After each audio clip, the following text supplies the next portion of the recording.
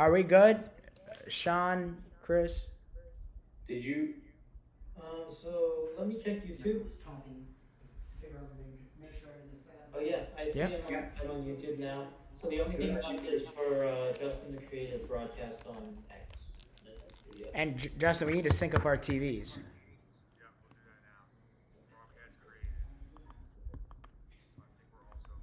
If you're talking to us, then Yeah, I can hear Justin through my Streamlabs, but not I can through. hear you guys now. okay. Justin, what do you see right now on your television?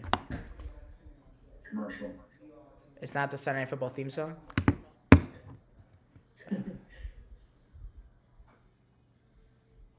So that probably means that Michael and Josh need to pause Yep. and let Justin catch up.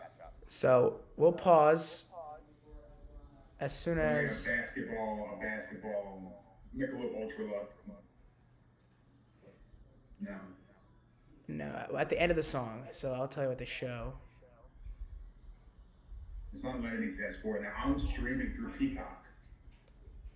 Yeah, that's fine. That's fine. We'll pause. Let's just.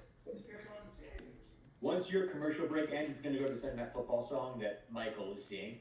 And I'll And then I'll you pause figure mine out at when the song ends.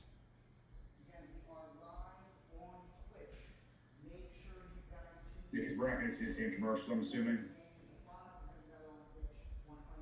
Probably not. I can't. I don't know how much is targeted these days.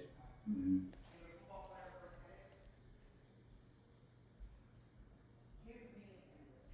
Okay, so after the song, Justin, they go and they show like an outside shot of the stadium, and then they go into the stadium. I paused it right when they go into the stadium after they show the outside shot. Okay.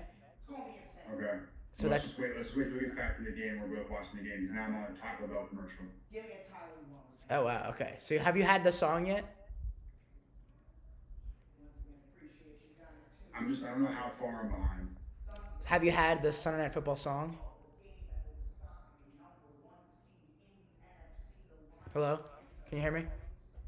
Yeah, I can hear you. We were echoing on 7 different things.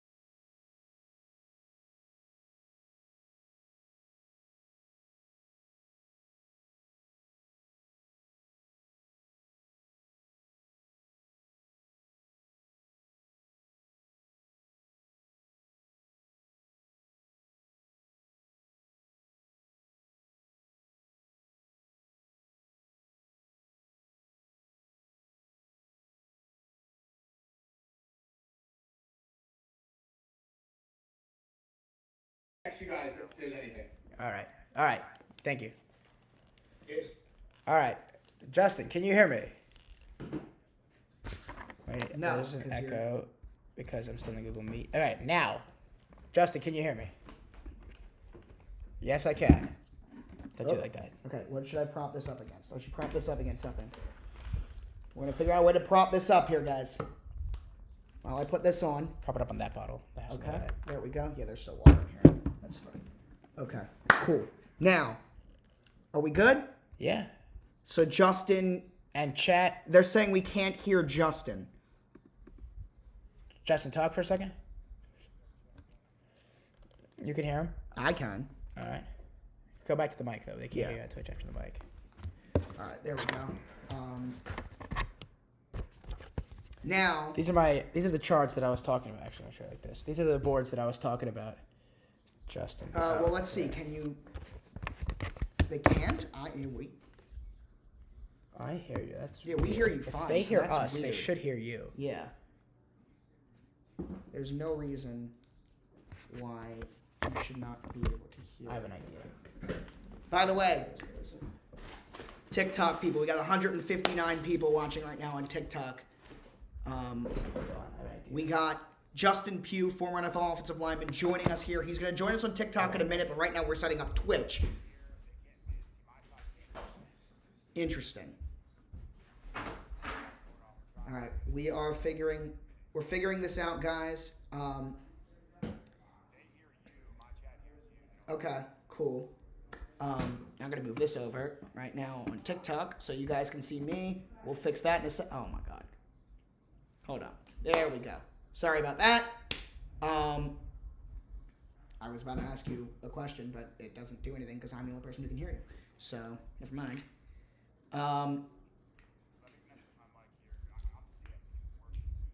But what's weird is the fact that I can hear you. That's why I don't understand, is the fact that we can hear you. Tell him to turn. They're saying to turn up your mic. Like someone's saying that they can hear you really like low. Is there a way you can turn up your mic? You can turn off his mic.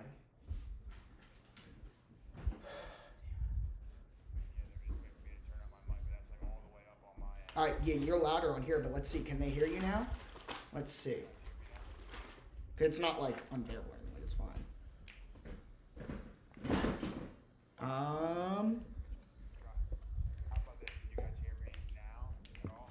Like well, we've been able to hear you fine. So let's see. Chat. Let's see. By the way, everybody on TikTok right now that is watching, go on to our Twitch, the Next Network _ Just look up the Next Network. Oh, they're saying they can hear it through Michael's mic. I can hear him a little more, but All right. Yeah. Sorry. Guys, that. on TikTok Live, go on Twitch right now. We are setting that up. We're going to be setting up TikTok Live in a little while.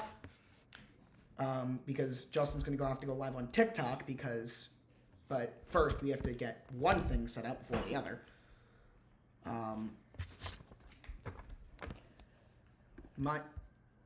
You never know. It might. Here, try and unplug it and plug it back in there. See if it works, because you never know. Sometimes it does work. Sometimes.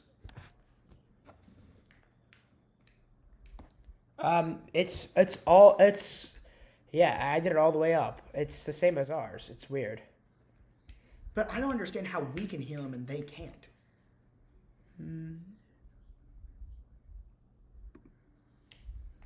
This is about to be cinema as long as we get it set up.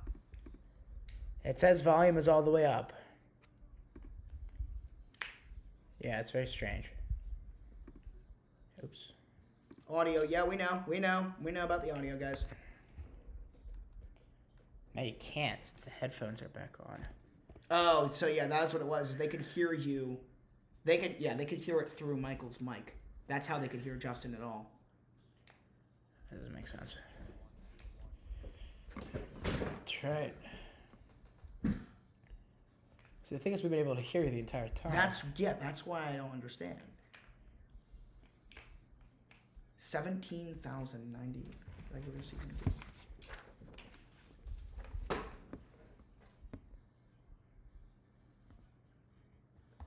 Oh, I remember doing that fantasy draft with you at the beach. I remember that. All right. Well, we are ready to go. Well, hold on.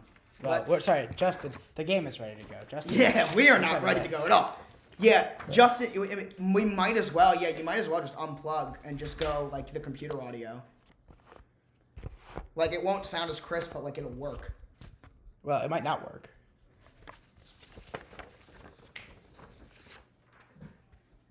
Oh, it's pretty bad.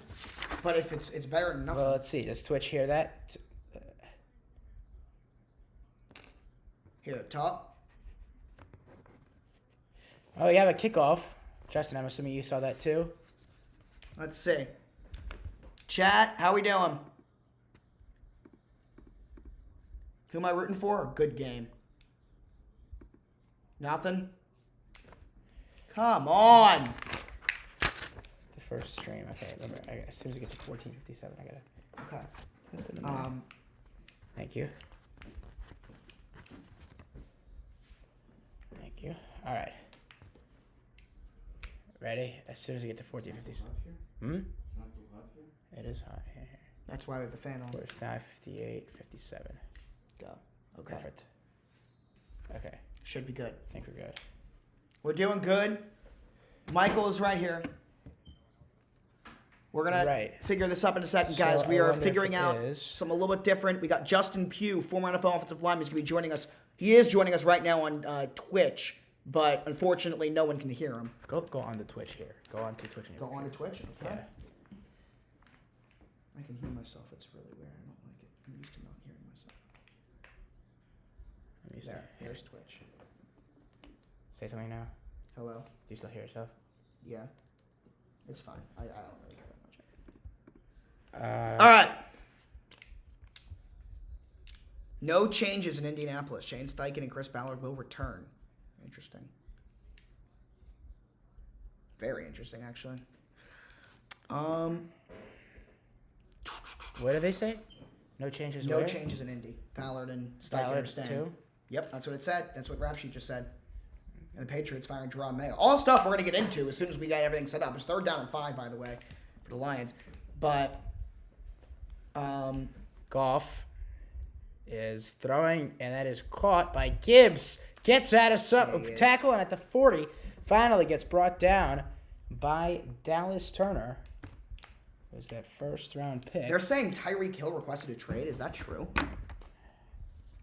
That's quick. That was really fast. After the last game, second the game ends, you're like, Can they hear? So your people can hear us?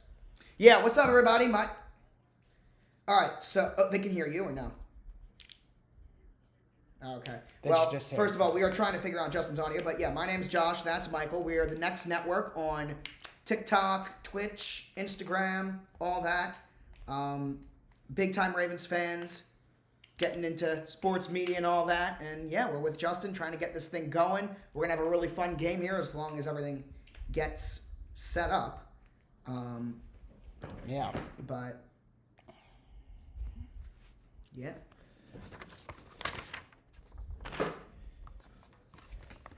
Right. Yeah. I know. I've been.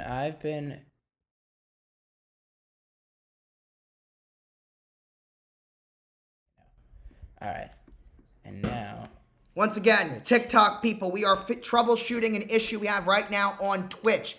Tune in live on Twitch. Link the stream is in our bio. Just look up the Next Network on Twitch, and you guys can be a part of that. We're going to get TikTok loaded up right after. But in terms of everything going on, tune in on Twitch. And yes, Tyreek Hill has requested a trade. Tyreek Hill requested a trade immediately after the game. That's insane. I'm going to be the fastest trade request of all time. No, it's Tyreek Hill. He's fast, so makes sense, I guess. Justin, I mean, no one else can hear you, but I'm wondering, is that like, does that ever happen where like the season's over and immediately someone's like, I want out? Justin, try talking again. Check. 1 2 1 2. Oh, hello? Try talking. Can they hear me now? Oh, No. I'm talking right there's now. someone talking, and then I couldn't even hear him. We can't hear him. Can you guys hear me at all? Oh, Yes. there we go. There we go. Now we can hear you. Oh, Oh, what do we do? Yeah, it works. I did. Oh, well, okay. You did it. All right, there See, you I go. knew it was on your Yes. guys. There we Yes. go. Well, it had to be on our but we just Okay. wanted to make sure. So All right. Thank God. Let's go. now, Justin, you just got to go live on TikTok, and we'll have you join. All right. There we go, everyone. I appreciate everyone sticking with us here on this. Yes, thank you. Here we go. Good All right. stuff. Whew. All I right. was getting nervous there. Look at everyone. Look at everyone screaming on the chat right now. Well, so here's the thing, boys. My chat can't see the chat on the stream. Right. So Will now, all of it populate in one spot? yeah. Okay, I'll turn my mic down a little bit here. How's that sound? Is that down a little bit better for you guys? Okay, Justin. I turned my mic down. Okay, Justin. Yeah. You now go live on TikTok. Just start like a TikTok. They said I'm way higher than you guys. So let me turn my mic down a You're way lot. down here. I can turn that down a bit. Oh, actually, I could turn ours up. Here. There you go. Just make ours even. All right, good. I'm glad it's working out. Should All be right, good thank now. you, everybody. Talk. Yep. Hello. Check 1, 2, Go 1, on 2. his chats over there. Oh yeah, on here. Yeah. Way better. Everyone's saying it's way better now. Okay, here. I'm gonna pull up your chat because we have an extra computer here. I'm gonna pull up your chat so we can see it. All right, good. All right, we're in better shape now. Turn it down. Boom. Okay, there we go. What's up, everybody?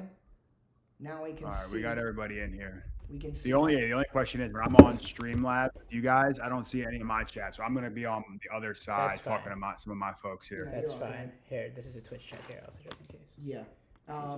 Okay, and I got my live stats up here too. See how I did that? Now, All right, Okay. we're rolling now. We're rolling now. you want to get TikTok set up now?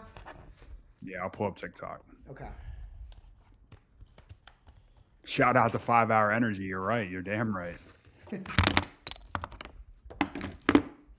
While we're doing this, actually, I'm curious. Like, what do you think about Tyreek Hill requesting a trade? Like, Is that true immediately that after the Tyreek game? Hill requested a trade? Immediately after the game, he requested a trade. That's absolutely wild. Like, is there ever like that conversation of like a star player after, even if it doesn't get like public? Like, have you ever been on a team and a star player in the locker room after a game is like, yeah, I went out of here. It just never gets publicized. I think sometimes writing can be on the wall with something like that. Hold on, I'm trying to go live. Let's come back to that in a second. It's a good topic, and let me just get live on. Yeah. And then we can, and then TikTok can hear this conversation as well. Yeah. So yeah, once you are live, then we're gonna He requested a trade in a post-game press conference? apparently. Oh, I want to see that. All right, well, we are back here. Where's my bubble? It's almost as if he was on the Chiefs. Why, they want Tyreek Hill on the Chiefs? Please no. No, I'm saying like it's almost like he was already on a good team and decided to leave them. All right, my sister is in the TikTok chat. Rachel, here. The S is for Syracuse football Rach. behind me, everybody. I went to Syracuse Go on. University. I got a Syracuse Rach, water it's the bottle. speaker. All right, use the speaker. All right, All Michael, right, we we're in gotta the get middle of you a up. lot of We things gotta here. get you there. Yeah, we do. All right, first down and 10 for the Vikings in their first offensive drive. It's a handoff, and it's Aaron Jones right along the left hash mark who dives forward and picks up a gain of 8, tackled by the former Syracuse Orange, Ifeatu Melifonwu. Justin? Yep. All right, are you live on TikTok? Yeah, I'm going on TikTok right now. I don't know how long I'm going to stay on TikTok, but we'll There's see. a first down throw to TJ Hawkinson. That goes for 8 yards. And Kirby All right, Joseph, where are you guys at in the game? So, like, we're... 10-29, 10-20, replay. Yeah. Yeah, Kirby Joseph has the league-leading 9 interceptions this year. That's a career high. That's the most interceptions that any line has had since Jimmy Allen back in 1981. Long time. I think we're for live a on there, too. franchise We're that's live on existed. TikTok. How do I join you guys? All right. Yep. I am going to. There we go. Invite. Franchise that Oh, existed you for a have long no time. co-host access. I think you might have to. Change that. Yeah. Oh God. This is Justin Jefferson getting involved for the first time tonight. He gets up to the 36-yard line, and then he's swarmed by a I lot don't of the guys. I don't think I Black can and until blue I've gone jerseys. live for 30 minutes. Oh, okay. So you know what we can do, honestly, is we're just gonna. We could just tell our TikTok audience just to go to Twitch and we'll make a video, and we'll just we'll do TikTok live the next game that we do. Or just send them over to mine. They can go over to mine too, Yeah, I yeah, guess. yeah. Anyways, yes, Put this on your side. Okay, here. All right. Here, I'm going to talk to the TikTok audience right now. Guys, we are live for this game with former NFL offensive lineman Justin Pugh. Tune in live. We are on his YouTube. We are on our Twitch, the Nets Network. Link to the streams in our bio. Tune in. It's going to be a ton of fun. We'll be back on TikTok live for the next game. Hopefully even with Justin. It's going to be a ton of fun. Tune in. Link to the stream in our bio. All right. I'm trying to see. I don't even know how to interact with the Twitter crew on here though. Yeah, it's I true. just realized that your Twitter thing. The S is for Syracuse University. Okay, there we go. Now we have. There's a throw near side and a completion to Aaron Jones. So I'm assuming we're on the same page, Justin, in terms of where we are on the TV. 8:42 is where we're at in the game, and then. 41, yep. Okay, good. All right, it's a 1st down and 10. That was Aaron Jones on 3rd and 2 who got the catch for 4 yards. It's a good start for Jones. That was his first catch. He's got 3 carries for 16, and Darnold is 3 for 3 for 18 to start the game. The real question is Josh going to let me talk during this stream tonight? I want to hear your thoughts though. Like we were talking about before about you said the writings on the wall sometimes. I mean, look, Tyreek Hill has mentioned it multiple times. He's tweeted out cryptically, oh, I think I might need to get into coaching. I might need to go do this. He's talked about the Chiefs at times. So I don't think it's out of the realm of possibilities that he's going to ask for his trade at some point. He wants to be back in Kansas City. When you're not winning games, it impacts everybody. So that's where I think Tyreek is getting a little bit pissed off at the moment. Aaron Jones. We got to do our prediction of the game first, Yeah, right? so Isn't that the first thing we got to do? Josh and I both have the Lions. Yes. What about you, Justin? Well, you know what? I was going to go Lions, but for the sake of this tonight, so I can play devil's advocate, I'm going Minnesota Vikings. I'm going Skol. I'm going 6,000 strong behind the bench. Yeah, that's awesome. I love that. What a move. False start. The only time offensive linemen families see them on TV is when they get a false start. Yeah. I remember we talked about that in Philly where you were like, or no, wasn't it? I think we talked about it where your mom was like, I'm really sorry you had a bad game. Like, I had a great game, but I just had a false start once. 100%. Well, here's the thing. I'll give the quick story. So I was walking around the parking lot doing my Thursday night football series, which is coming to a game in the playoffs. So all my Thursday night football crew out there, will be there. You gotta come here. Ran into Josh interviewing fans in the parking lot, and I said, "Hey, man, you want to come meet us in Philadelphia next week?" So we came to Philadelphia, helped us with some TikToks, told me all about the Next Network. This is the first time I'm meeting Michael, who he told me is an aspiring, broadcast analyst, wants to go to Syracuse, which is my alma mater. So I feel like there's a lot of synergy here. They're teaching me about the internet because I know nothing, clearly. And how many games have you called like this? I've never called a game live. It's the first time I've ever done a live game. There you go. Well, we got a big play coming up here on the first offensive drive for the Vikings. It's 3rd down and 9 on their own 43-yard line. 7:16 to go in the first quarter. The clock was stopped. There was an incompletion on the last play. That was intended for Josh Oliver. Empty set here for Darnold, and the belt high snap, a 4-man rush. Darnold throws deep near side, incomplete off the hands of T.J. Hawkinson, who was running along the near sideline. Anzalone, Alex Anzalone, who's back in the game after going on IR for a broken forearm back in November. He's making his comeback here, and he was on the coverage there, so they're going to bring out the punter, Ryan Wright, to punt. When you And they got Khalif Raymond, former teammate of mine, back there. Khalif Raymond, man. He's a good returner. They're getting guys healthy at the right time. Like everyone's talking about Aiden Hutchinson and Lee McNeil. Obviously, that's a huge component of it. But they're starting to get guys like Alec Anzalone back, Khalif Raymond. Taylor Decker, the left tackle, is feeling healthier now. He's back out there. Hopefully, they can get some of the big names out once they get into the playoffs. Raymond has been on IR since November 27th with a foot injury. Here he goes from the 10-yard line, cuts inside 15-20 down to the 22-yard line. He is tackled there by the fullback for the Vikings, C.J. Ham. A gain of 13 yards in the return gets him to the Detroit 22-yard line. And with 7:01 to go to the first quarter, that's where they will start their drive. Josh, do you get excited when fullbacks make tackles on special teams? Yes, I mean, that was just I was not the name I expected to hear out of Michael's mouth. And he was like, C.J. Ham. That's all right. Good job, CJ Ham. Well, also, this just wasn't the name I expected to hear. Michael's got all of his charts up and is able to. Yeah, Justin, do you want me to show you what I'm looking at? What's in front of me? Yeah, this. Yeah, let me see this. Let me see your Cliff Kingsbury playbook right here. Yeah. Yeah, so this is on offense. Hopefully the camera picks it up. Yeah. This. So you see I got my quarterback, running backs, then receivers are on the right. And then I got tight ends on the left. And then I got my long snapper, punter, kicker. And the offensive line is at the top. And then I flip. Actually, I'm going to show this one. So this is what the actual announcers have. Michael works for the company that makes these for the announcers. Yeah, this is easier to see for the Vikings, probably. All right, so all my followers out there, go follow these two young, hungry, up-and-coming media stars. What I'm finding is that content creation is an ever-evolving business, and these altcasts have been getting bigger and bigger. So these two have been showing me a little bit the way of the world of TikToks, Twitches. Shout out to my partner, Alex Youngvert. He's got me on the YouTube game. Yeah, so I like that. Alex is cool. Oh, we met him in Philly. Alex He's is cool. the best, man. He's the best. So the thing that's different from our altcast as the rest of them is that as opposed to strictly reacting to the game, we actually do like a live play-by-play as it's happening. When Michael comes in. So it's. And this is my question. I am live. I think we have it's showing 780 people on the live. Yeah, on that's Twitter. the Twitter bots. That's not all bot. He has a lot Not of all followers. bots. Not all bots. Oh no, not all He has bots a lot at of all. followers. Yeah. Well, here's my also question. How do I interact with those folks? Because I'm in. Pull up. I mean, you just pull up your Twitter. I assume there's a chat. No, it's not. And then There's I'm no trying to get chat? into it. I don't know. One thing at a time. I can handle one thing at a time.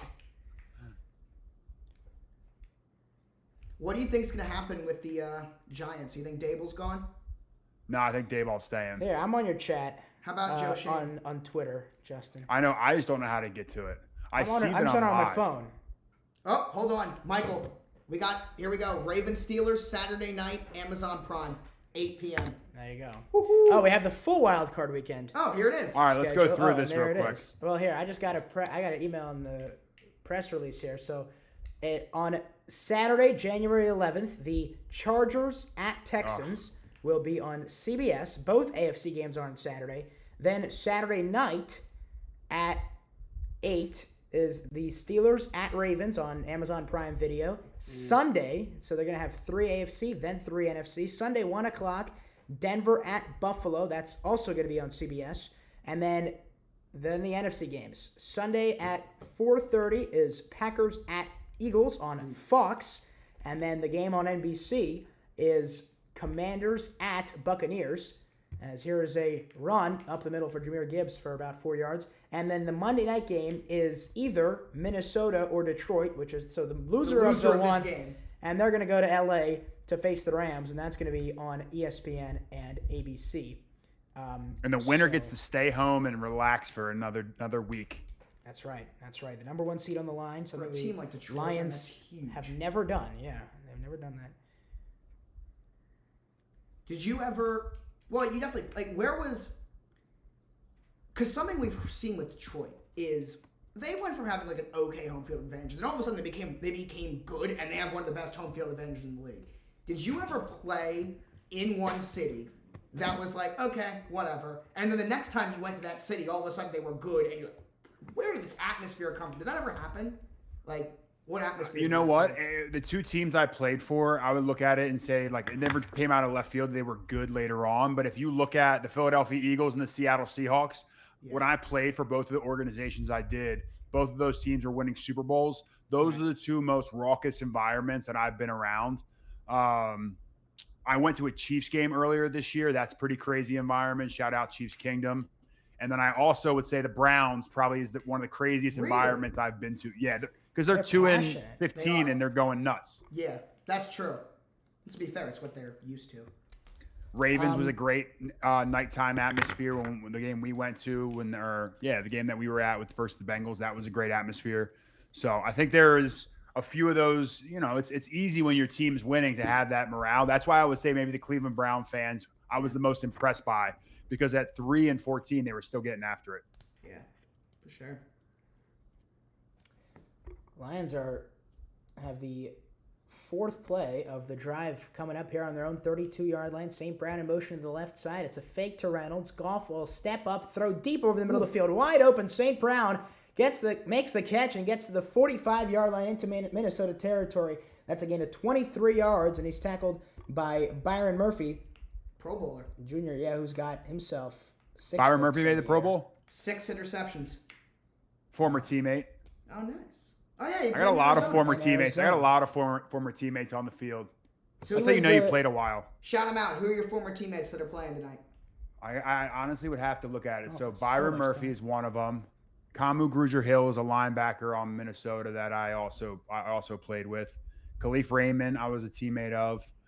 Craig Reynolds, the backup running back from the Detroit Lions. He's from my hometown. I played against his older brother. To this day, one of the best players I've ever seen is Craig Reynolds' older brother. I trained with Taylor Decker in the offseasons, the left tackle from the Detroit Lions. Craig Reynolds in the game right now. Interesting. Second down and 10. Yeah, it is Reynolds to the right of Goff in the gun between the hashes. Takes the snap and a 5-man rush for Minnesota. Quick throw. It's caught at the 36-yard line, and that's Sam Laporta. It's going to make it an easier third down. That's a gain of 8. Cam Bynum on the tackle. He's been very good, the free safety. He has been. Like, everyone's going to talk about the celebrations as they should because they're awesome. But he's a good player. He really is. When you watch the Vikings defense, which is a very fun defense to watch, Cam Bynum stands out. He's a very good player. He's gotten involved in a lot. The reason why he's doing all these celebrations is he keeps getting turnovers. He keeps getting... Justin, did you ever have a teammate that tried to take time out of practice to choreograph routines? Was that ever... Who were those guys for you on your team that was like, we got to get the OBJ? celebration? Yeah, Odell. OBJ? I'm sure. For what? Like celebrations. Have you getting seen them those nailed. clips of Cam Bynum and Josh? Oh Metellus my and God, yeah, dude. Honestly, we had the best celebration teed up for Kyler Murray when we were in Arizona. We were gonna do like the Lion King, where like they raise up Simba and they Oh hold my him up God. over like. So we were literally gonna get Kyler Murray and we were gonna raise him up and we were gonna do like the like we were like painting the little cross on him. Like I was gonna be like the baboon that went up and like painted the little like the little smear on his forehead. But we ended up not doing it at the end of the season. It was his rookie year, so we were a little bit hesitant on that. But the Cardinals, we were having a lot of fun with that team and thinking Who of came up with celebrations that? to do together. Me. That one was mine. We never did it though. Yeah, I'm sure. Michael mentioned it. I'm sure Odell, I'm sure, came up with some stuff. Odell had his own though. Odell was like he had all of his own stuff. Yeah. It feels like he has this narrative of like one thing, and every person I've ever heard talk about Odell, and I heard it a lot in Baltimore, is how great of a teammate he is. Like, is he like? We got a third down here. He seems like I was a huge Odell Beckham fan. yeah, He's a great seems like a teammate. misunderstood guy. Third down and 2, and they give the handoff to Reynolds, bouncing outside of the 40-35, and he stiff arms a man as he goes out of bounds. That was Byron Murphy, actually, who he stiff armed. Teammate on teammate there, Justin. Reynolds on Murphy, and holding on the offense. 71. That's Kevin Zeitler. Oh, Kevin Zeitler, man of the people. That's an Iron Man right there. And away from the run. That's how he pulled around. They're calling that all day long. I can't even fight for you on that one, Zeitler. You know that they got you on that one. Point of attack, hand outside the framework. That's gonna be you third and 12. Anytime you put the hands up like this, you know you're guilty. yep. Anytime I heard an announcer talk about that, where it was like anytime the player tries to make it seem like he didn't do something, he did. Jameer Gibbs is in the game now for Detroit. Play clock's down to 4. Lions use a timeout on this drive. St. Brown in motion. Play clock's down to 1. Here's the snap and a heavy blitz for Minnesota. Goff stepping back, throwing. Caught by Patrick, and he gets to the 39-yard line. Good tackle by Shaq Griffin. And now it's going to be a 4th down and 5 on the Minnesota 39. Justin says go for it. Josh? 100%. Go for it. You know what I'm going to say. I know the answer. Yeah, And it looks like they're going to keep Michael, their offense on the you field. know exactly what I'm going to say. If Zay is out for more than next week, do the Ravens sign Odell? I'm not against the Ravens signing Odell in general. I mean, he loved his time here. The Ravens need receiver depth. Goff throwing stuff at us. I wouldn't be against it. Bring the guy in motion. Find out if they're in man. Amon Ra in the slot here. Harrison Smith getting ready to blitz. fifth best fourth down offense against the fifth best fourth down defense. You can tell it's all out pressure. Yeah, they just want Pickett coverage. And there it is. They got a free rusher. Goff throws caught by Jameson Williams. First down and more, 35-30, out of bounds. And he lowers his shoulder, gets to the 25-yard line. Jameson Williams, 14 yards. But how about Jared Goff, Justin? Had a man coming on his right side, and he got it out. You can see this here. It's just clear cut, zero coverage. They have everyone walked up. You have a fence coverage behind with the defensive backs you can see there. So all it takes is one get, and they actually dropped out into it. So it was more like a Pickett coverage there. Jared Goff stands in there, takes the hit, delivers a dime to Jameson Williams for the first down. That's sick. First down and 10. Goff 7 for 8, 68 yards today under center. And he takes the snap, hands it off. Jameer Gibbs cuts left Touchdown. side, 20-15. Jameer Gibbs, 10-5. Touchdown, Jameer Gibbs. Lions. Hey, is Jameer Gibbs not one of the best runners of the football in the NFL? Like if he was in Derrick Henry's position, he got 90% of the touches. Yeah, he would have the same stat line, maybe even better. He'd have 2,000 yards. Do you think that I don't disagree, but there is that thought of like, do you want to give him that many carries, or would that? Well, that's a philosophy, right? Yeah. Oh, what a nice little, like a wham blocking scheme almost. The left side blocked out. Monkey does that. Fullback peeled around, blocked the middle linebacker. What a great play design. That's Ben Johnson there for you, getting creative in the run game. And that was 25 yards. And a bad snap here on the extra point, but it was handled well by the holder, Jack Fox. I'm going to go to our Twitch chat here. Dylan Nas 10 says, ask Justin how he liked CR South. I go to school there. Council Rock South, baby, stand up, represent. That's the high school I went to, the Golden Hawks. There you go. So a Jameer Gibbs 25-yard touchdown opens the scoring in this Week 18 finale, and a drive that went 9 plays, 78 yards in 5 minutes and 18 seconds. 7-0. Detroit leads Minnesota. 1:43 to go in the first quarter. We are live here on. I gotta think here for a second. Live here on Assist, on Twitch, on YouTube, on X, and I think that's it. And is that not enough for you? That's Josh Berman here next to me. I'm Michael Mursky. Justin Pugh, of course, here with us as well. We got to give a little shout out to Assist as well. We've been working all day today trying to get this fired up. So we just started our first stream with Assist that we're doing today. Met Sean and Chris, two of the co-founders this past week. And we're like, hey, let's jump on. It's allowed us to put all these streams on at once. So you can get us on Twitter. You can get us on YouTube, TikTok. We're going to figure out TikTok and be able to do it all under one platform. But the beauty is when you go to Assist and you watch us, it'll be all synced up. So you'll be able to be with us during the exact time that we're watching it. So all of the reactions will be live. You'll also be able to, we'll also, for our benefit, be able to clip some of these reactions, and we'll be able to get the Jameer touchdowns and get them right to social media so you guys can get our instant reaction. So I think this is a pretty cool thing that we're working through at the moment. So we appreciate the support here. Yeah, and hopefully we'll be able to get it on TikTok. We got another actually chat here. It says, Justin, what are your goals as a content creator now? From Eli_Lep18. This is a good question. It's I don't know. I didn't think I was going to get into the content creation space. Obviously, as being a former player, I kind of was looking at going the traditional route. I do ESPN radio. I do Sirius XM. I've done some podcasts, but really creating and controlling your own audience. That's why I started doing the Thursday Football Club this year, where I travel to every Thursday night game to find the best fans in the NFL. It's what led me to Josh and Michael. Like, these are two passionate fans. So I think it's really like having a great relationship with my audience and going from there. So hope that answers it. I agree.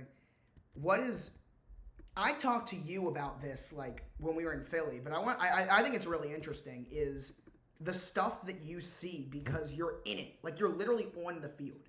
So what are some of those surprises that you've seen going to games as a fan?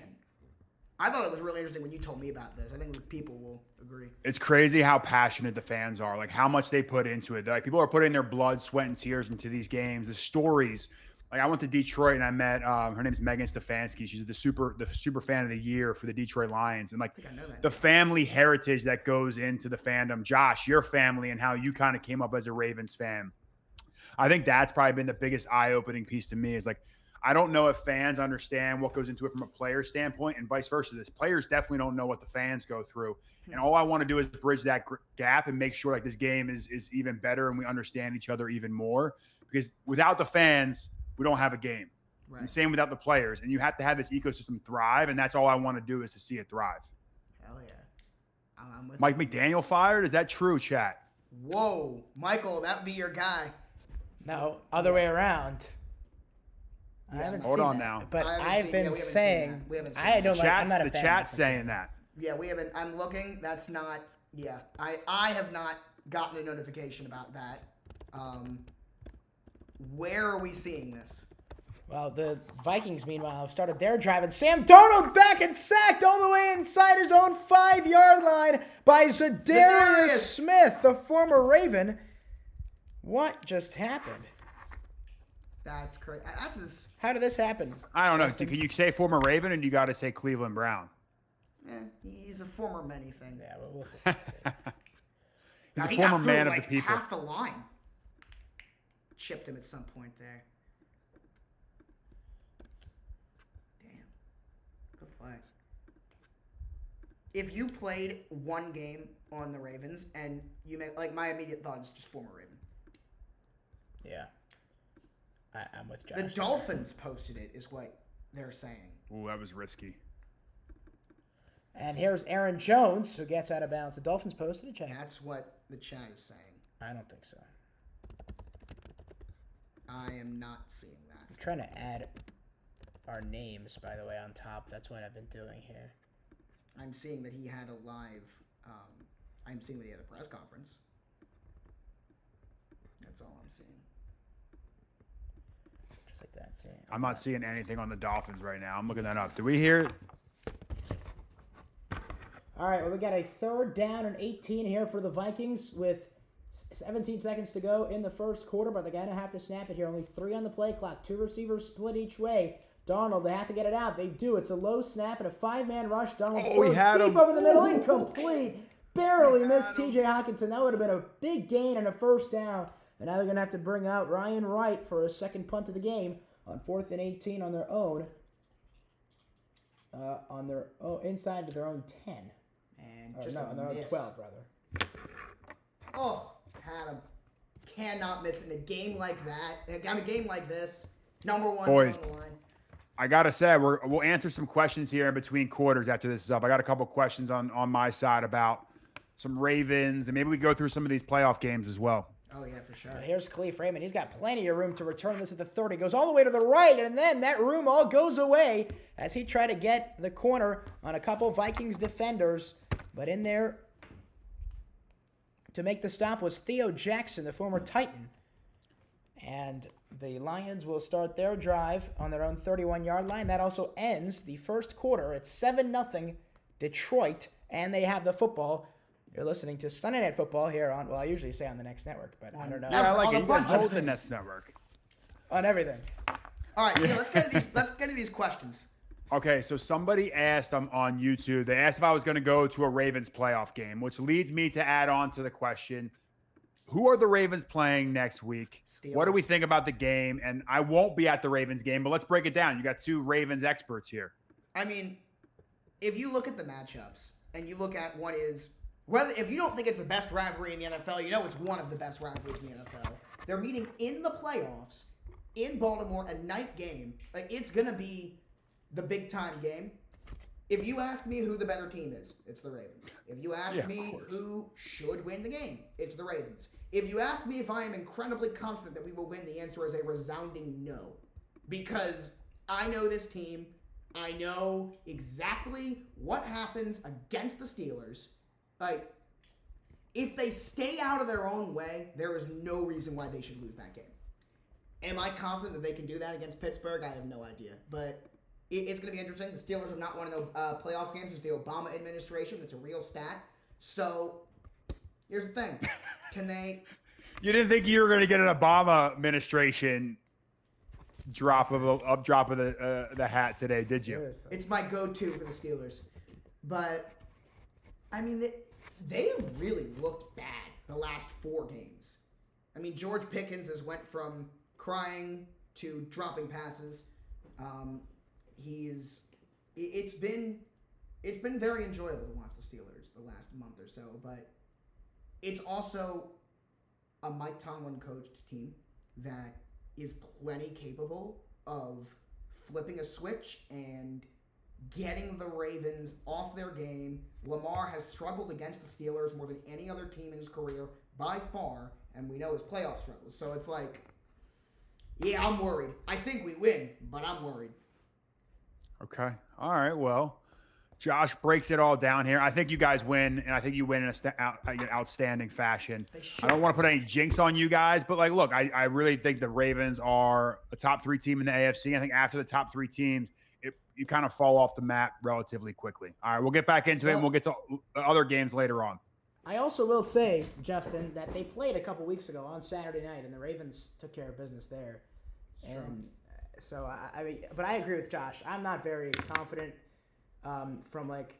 as we're going to have a false start here, I think. I'm not confident from the perspective of, we're the better team. I don't think it's a question, but it's the Ravens and the Steelers, and, they got that, the division rivals. You could throw it all out the window, right? Oh, yeah. Seriously. It's a false start on Penei Sewell. It was one of the better offensive linemen in the NFL, Justin.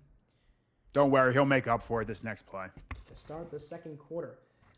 Here's the snap on 1st and 15, and a handoff goes to Jahmyr Gibbs, who waits for a second and then attacks that defensive line, picks up 4 yards, gets to the 29-yard line. That's a really gain of 3, and the tackle there, a combination of tackles. Ivan Pace Jr., the linebacker, and Josh Metellus there, so it's going to be 2nd down and 12. That's to the 29-yard line. So Ivan Pace is an absolute stud. I mean, right? They've got this guy back. He was undrafted free agent last year, and that guy just flies around. Yeah, he is good. He was out for a couple weeks with a hamstring injury. Yeah. 2nd down and 12. Goff to throw, and he wheels into the flat, and Jahmyr Gibbs gets rocked. Oh, my God. By Andrew Van Ginkel. Wow, what a hit. And Gibbs is down on all 4s, and now he gets up. Luckily. That's one of my guys, Andrew Van Ginkel. Andrew Van Ginkel, Pro Bowl selection in his 6th year, in his first year with the Vikings, who's been incredible this year with career highs in tackles, tackle for losses, sacks, and picks. But how about that hit? He's been, Michael, he's been one of my guys for years. If you look at that, Penei Sewell is actually supposed to cut him down on that play because it was a quick screen. They were dropping Van Ginkel into coverage there, and that's why he was wide open. So it was just sometimes the perfect play call. And 3rd and 20, and Grenard gets sacked. And we don't say this very often, but couple plays in a row, a complete collapse by this Lions offensive line. And this is another free agent acquisition, Jonathan Grenard, with his 12th sack of the year. His 2nd straight season with double-digit sacks. How many, have you gone against the Brian Flores defense? I assume you have at some point. Oh, yeah. What is so difficult about them? It's smoke and mirrors. You never know. It's like when you go into one of those fun houses, right? When you were going through Halloween and all of a sudden you think that the mirror and you think there's a clown over here and then the boogeyman jumps out from that side. That's a Brian Flores defense. Well, Brandon Powell had a 6-yard return to the 50-yard line, and that's where the Vikings are going to start their drive down 7-0, 13-10 to go in the second quarter. Another commercial break here. So you want to keep talking about these games, Justin, that are happening next week in the playoffs. Let's start with the first one, and that is the Chargers going to Houston and playing the Texans. Yeah. That is going to be the Saturday game at 4:30. And what do we think about Justin Herbert and C.J. Stroud? You want me to go first on that one? Yeah, go ahead. All right, so I'm gonna and plus I don't know why ESPN's got to get these up here right now. I got to talk to the boys. All right, there we go. I am very down on the Houston Texans, namely because their offensive line has struggled tremendously this year. C.J. Stroud has been good. Joe Mixon's probably been the MVP of the team. The defense has been very good, especially the defensive line. But the offensive line has been bad, and they haven't looked good in a single game. The Chargers, it feels like they just play harder for one another. They're not as talented as Houston. You match them up on paper, you probably think Houston's the better team. I think the Chargers go into Houston, and they upset the Texans, quote unquote. Have spreads come out yet? Do we even know who the favorites honestly, we don't. Spreads haven't come out yet, but I would imagine that the Chargers and Texans are even, if not. I would assume if there's any game the Chargers that would be really close spread-wise, it'd be that one. Yeah, I agree with you on that one. Going back real quick, one more thing I wanted to say about Brian Flores and that defense. You have all of that in the scheme, and then on top of it, you have a guy like Josh Metellus and Andrew Van Ginkel who just play anywhere they want to, which makes it even harder on a really good offensive line in Detroit. Here's another question I have, is Trent Williams for years. It was like Trent Williams is like the best O-lineman.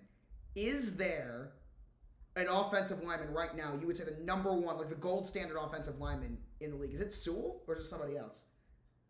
Trent will be one. Christian Darrisaw with the Minnesota Vikings is another one. But Lane Johnson probably right now is that dude that is just locking everybody down. He's going to walk into the Hall of Fame.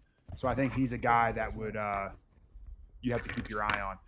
Mine pause for a second. I just want to make sure we're still synced up here, guys. So when the game, yeah, we'll wait for the game to come back on, and we'll make sure we're still synced up. I would say Lane Johnson is probably one of those guys. I definitely think Sewell is in that conversation. Who are some young and up and coming offensive linemen that are out there? That's just Spencer Brown, the right tackle from the Buffalo Bills. I was watching him jump set people the other day, and my goodness, he's putting hands on people. How about Joe Alt? Joe Alt he's still figuring it out. Like he has his ups and downs. He's going to be he's had a really good rookie season. He's not on that level of those guys just yet. Steelers fans came at me when I said Linderbaum and Humphrey were the clear top two, and they wanted Zach Frazier in there. Zach Frazier should have been in that Pro Bowl conversation, though. As a rookie, Really? He's been very surprising. Cam Akers gets the carry here to start the drive for the Vikings. He was acquired on the 22nd of October from the Texans. This is the second time he's played for the Vikings. You Played for love them last Cam year Akers. too. Yeah, Michael's a big Cam. Was a big Cam Akers guy. I don't know if you still are, but you love Cam Akers. I enjoy him. You could tote that rock. 2nd down and 9. Here's the snap. Darnold looking near side. Now he looks to the middle. Has time. Throws. Caught by Oliver at the 45-40. The tight end gets the first down and gets to the 36-yard line. Josh Oliver with a big completion for the Vikings. That's a gain of 13 yards. And there's a flag. What do you think about Kirby Joseph not making the Pro Bowl? I think he's got a bad rap, right? I think Kirby Joseph definitely has a bad rap. But, it is one of those things where he's going to continue to play. He's starting to get his name out there. The defense is starting to pick up momentum. So I think you'll see a guy like that continue to have success. We got a lot of Chiefs fans in my chat over here in the YouTube side right now. A bunch of Chiefs fans. That's a lot of my Thursday night series are all Chiefs fans, by the way, boys. So sorry to tell you that. Yeah, well, hopefully they won't get nearly as far as they did last year. Or the year before. Right. That's true. Looking for a three-peat here. Here's a quick throw to Addison, and he's tackled right away at the line of scrimmage, and that is Amik Robertson, who was the one at the flag on the last play, which was an illegal contact penalty. It was declined, but it was called on him. And there he is making the stop there, and no gain for Jordan Addison. The Vikings go hurry up here. Keep Akers on the field. 2 receivers split left. Jefferson, lone man going to the right. Here's the snap. Darnold and a blitz from Detroit going deep for the end zone. Addison, and he overthrew him. Terrion Arnold in coverage. No flags for the rookie who's been struggling with pass interferences this year. And now it's going to be 3rd down and 10 for the Vikings on the Detroit 36. Going back to our Twitch chat here, Justin, what was your welcome to the NFL moment? Ryder wants to know.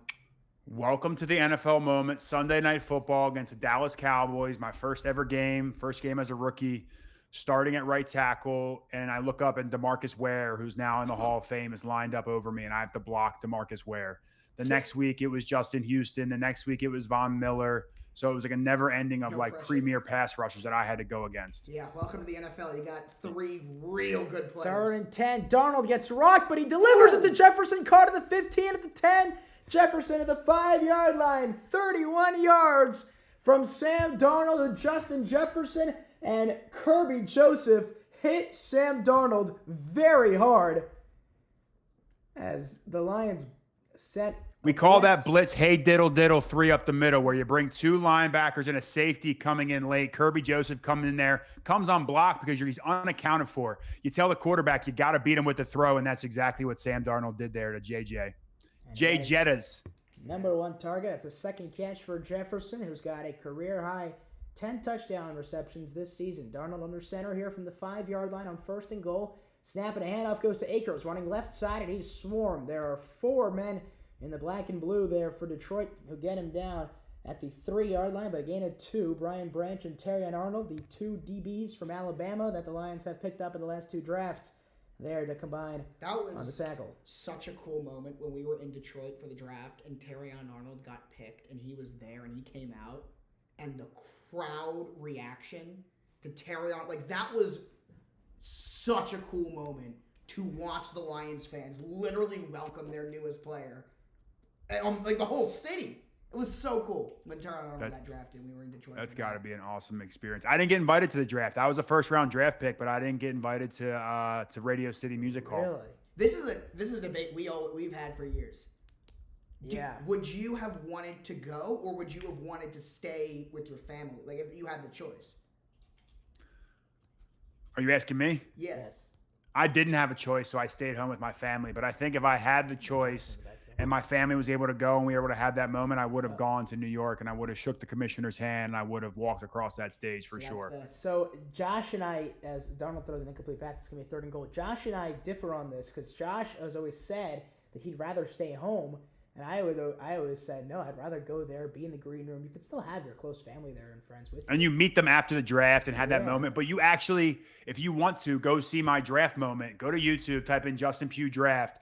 And all my friends dogpiled on me. It was like a viral moment the night I got drafted. So looking back, I'm so happy I didn't get invited to the draft because I had that moment with my friends and family. So I can play both sides of the equation.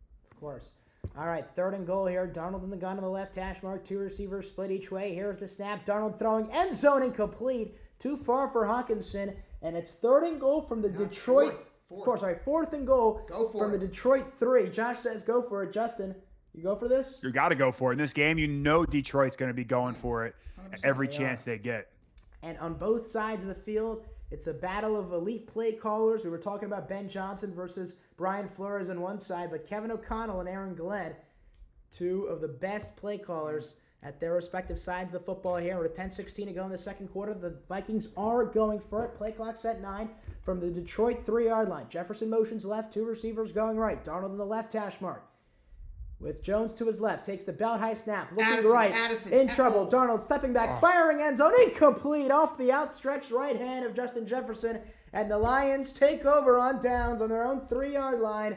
The Vikings go 9 plays down the field, but can't punch it in. And 7-0 Detroit take over with 10:10 to go in the first half. Here's part of the reason why you go for it, because now you didn't get it. Well, guess what? They're now pinned inside the 3-yard line. You got to stop. You can get the ball right back. So that's part of the reason why you go for it. But he had Addison, man. He looked the wrong way. He wasn't there. Jefferson wants a hold. I have no idea if it was there or not. The camera angle didn't show it, but yeah. Someone in your Twitter chat, is that his Twitter? See, I don't know how to get into my Twitter chat, so I just went on. Where's Twitter? Yeah, we're watching. Yeah, I'm watching. we have it put up here. I'm showing it. We have it right here. I just wrote it in there. I commented. Is anyone even in here? Yeah. Yep. Justin, who do you think the Giants should draft? Quarterback or someone else? So if I'm the New York Giants, I'm going best available at 3. So, I mean, there's a couple names that come to mind. Obviously, you think Tennessee and Cleveland are probably going to go quarterback unless Kirk Cousins signs a minimum deal with Cleveland, which is very likely in my opinion.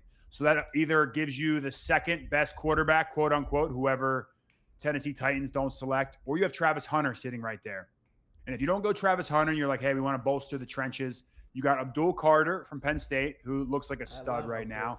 You got Mason Graham from Michigan. You got Will Johnson, the shutdown defensive back from Michigan as well. Those are a couple names that you might, see in there. And I think the New York Giants can't, they have to go best available player at that time. I wouldn't trade up but all these quarterbacks that we're talking about, no one's saying these are generational talent type quarterbacks. And potentially you want to take the best available, which I think is Travis Hunter. So Josh and I were talking about this morning. I was hoping we have a kickoff show, and I was thinking about this a little bit recently, and I came up with I made an opinion, and that is, and this is when we were talking about New England, where they were at 1, and now they are picking at 4 because they won today, and they were 1 before today. So what I was saying is, if I'm New England, my top priority is a guy like Will Campbell from LSU, a tackle, or Banks from Texas, one of those top tackles in the draft, because here's how I look at Travis Hunter, Justin. I know I'm not, I didn't play in the NFL, and I don't know this. And as I well don't as know you do. defensive back play and receiver play like I know offensive line Yeah, play. but Travis Hunter was so good in college because he did both. He's not going to do both. He can't really play whole games both in the NFL, and I don't think he's the best receiver. I think there are two better receivers. I think McMillan and Burden are both better receivers than Hunter, and then corner, as you mentioned, Will Johnson's right there. If you want a corner, are you really going to play Travis Hunter at both sides of the field in the same game? Is that even realistic? If you can, like. Well, that's where I'm thinking you are going to play him on both sides of the ball. Like that's part of the allure of drafting a guy like that. It's like, hey, and the question just becomes when he goes to get paid one day, what's he going to want to get paid at? And he probably is going to want to say, I'm a unicorn, pay me like a unicorn. Right. You look at Will Campbell, you look at Banks, and what makes me nervous about offensive tackles is the Giants have Andrew Thomas, who's been an all-pro. Do you want to bring him in and bring a guy and say, hey, you've been a left tackle your whole career, you're going to go to right tackle? I'm not sure if that's the best move. So I think you don't ever want to force a young tackle into a New York market into a position he doesn't play. I liken it to wiping your butt with the other hand. Like you'll get the job done, but it's going to be messy. And that's, 2nd and 5, Goff in his own end zone throws. Grounding? That's grounding. And it's incomplete, but he grounding. threw that from his own end zone. Gibbs is right there. Gibbs is right there. Yeah. It was incomplete. But the Vikings defensive line think they got Goff, I think. Because they put those hands in the air. They're talking signaling triangle. Yeah, it's going to be a 3rd and 5 as it stands. Hold on. They're still talking. From the Detroit 8, let's see. Goff is staying on the field. No foul. Yeah, okay. Your referee today is Brad Rogers. So, going back to, if, let's say hypothetically, Travis Hunter's playing both ways, what would you think, because you know way better than we would, what would his preparation be like in the NFL if you said, okay, you're our starting receiver and our starting corner? Like, what would his week look like? You're going to get him in both sets of meetings. Yeah, you're right. He's going to have a primary position. Then he'll have a special package on offense is most likely what will happen. Do they get it? Yeah. Looks like they got Laporta to the left side. And that's going to move the chains. Sorry. Keep going.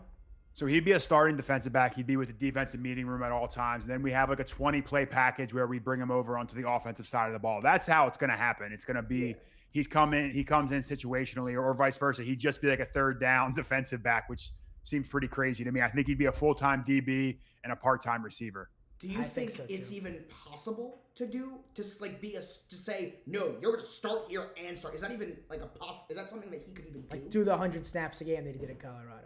I mean, look, if you're telling me I'm going to take you 3rd overall and that's part of the appeal, like, let's find out. Like, there's only one way to do it. It's to find out. That's true.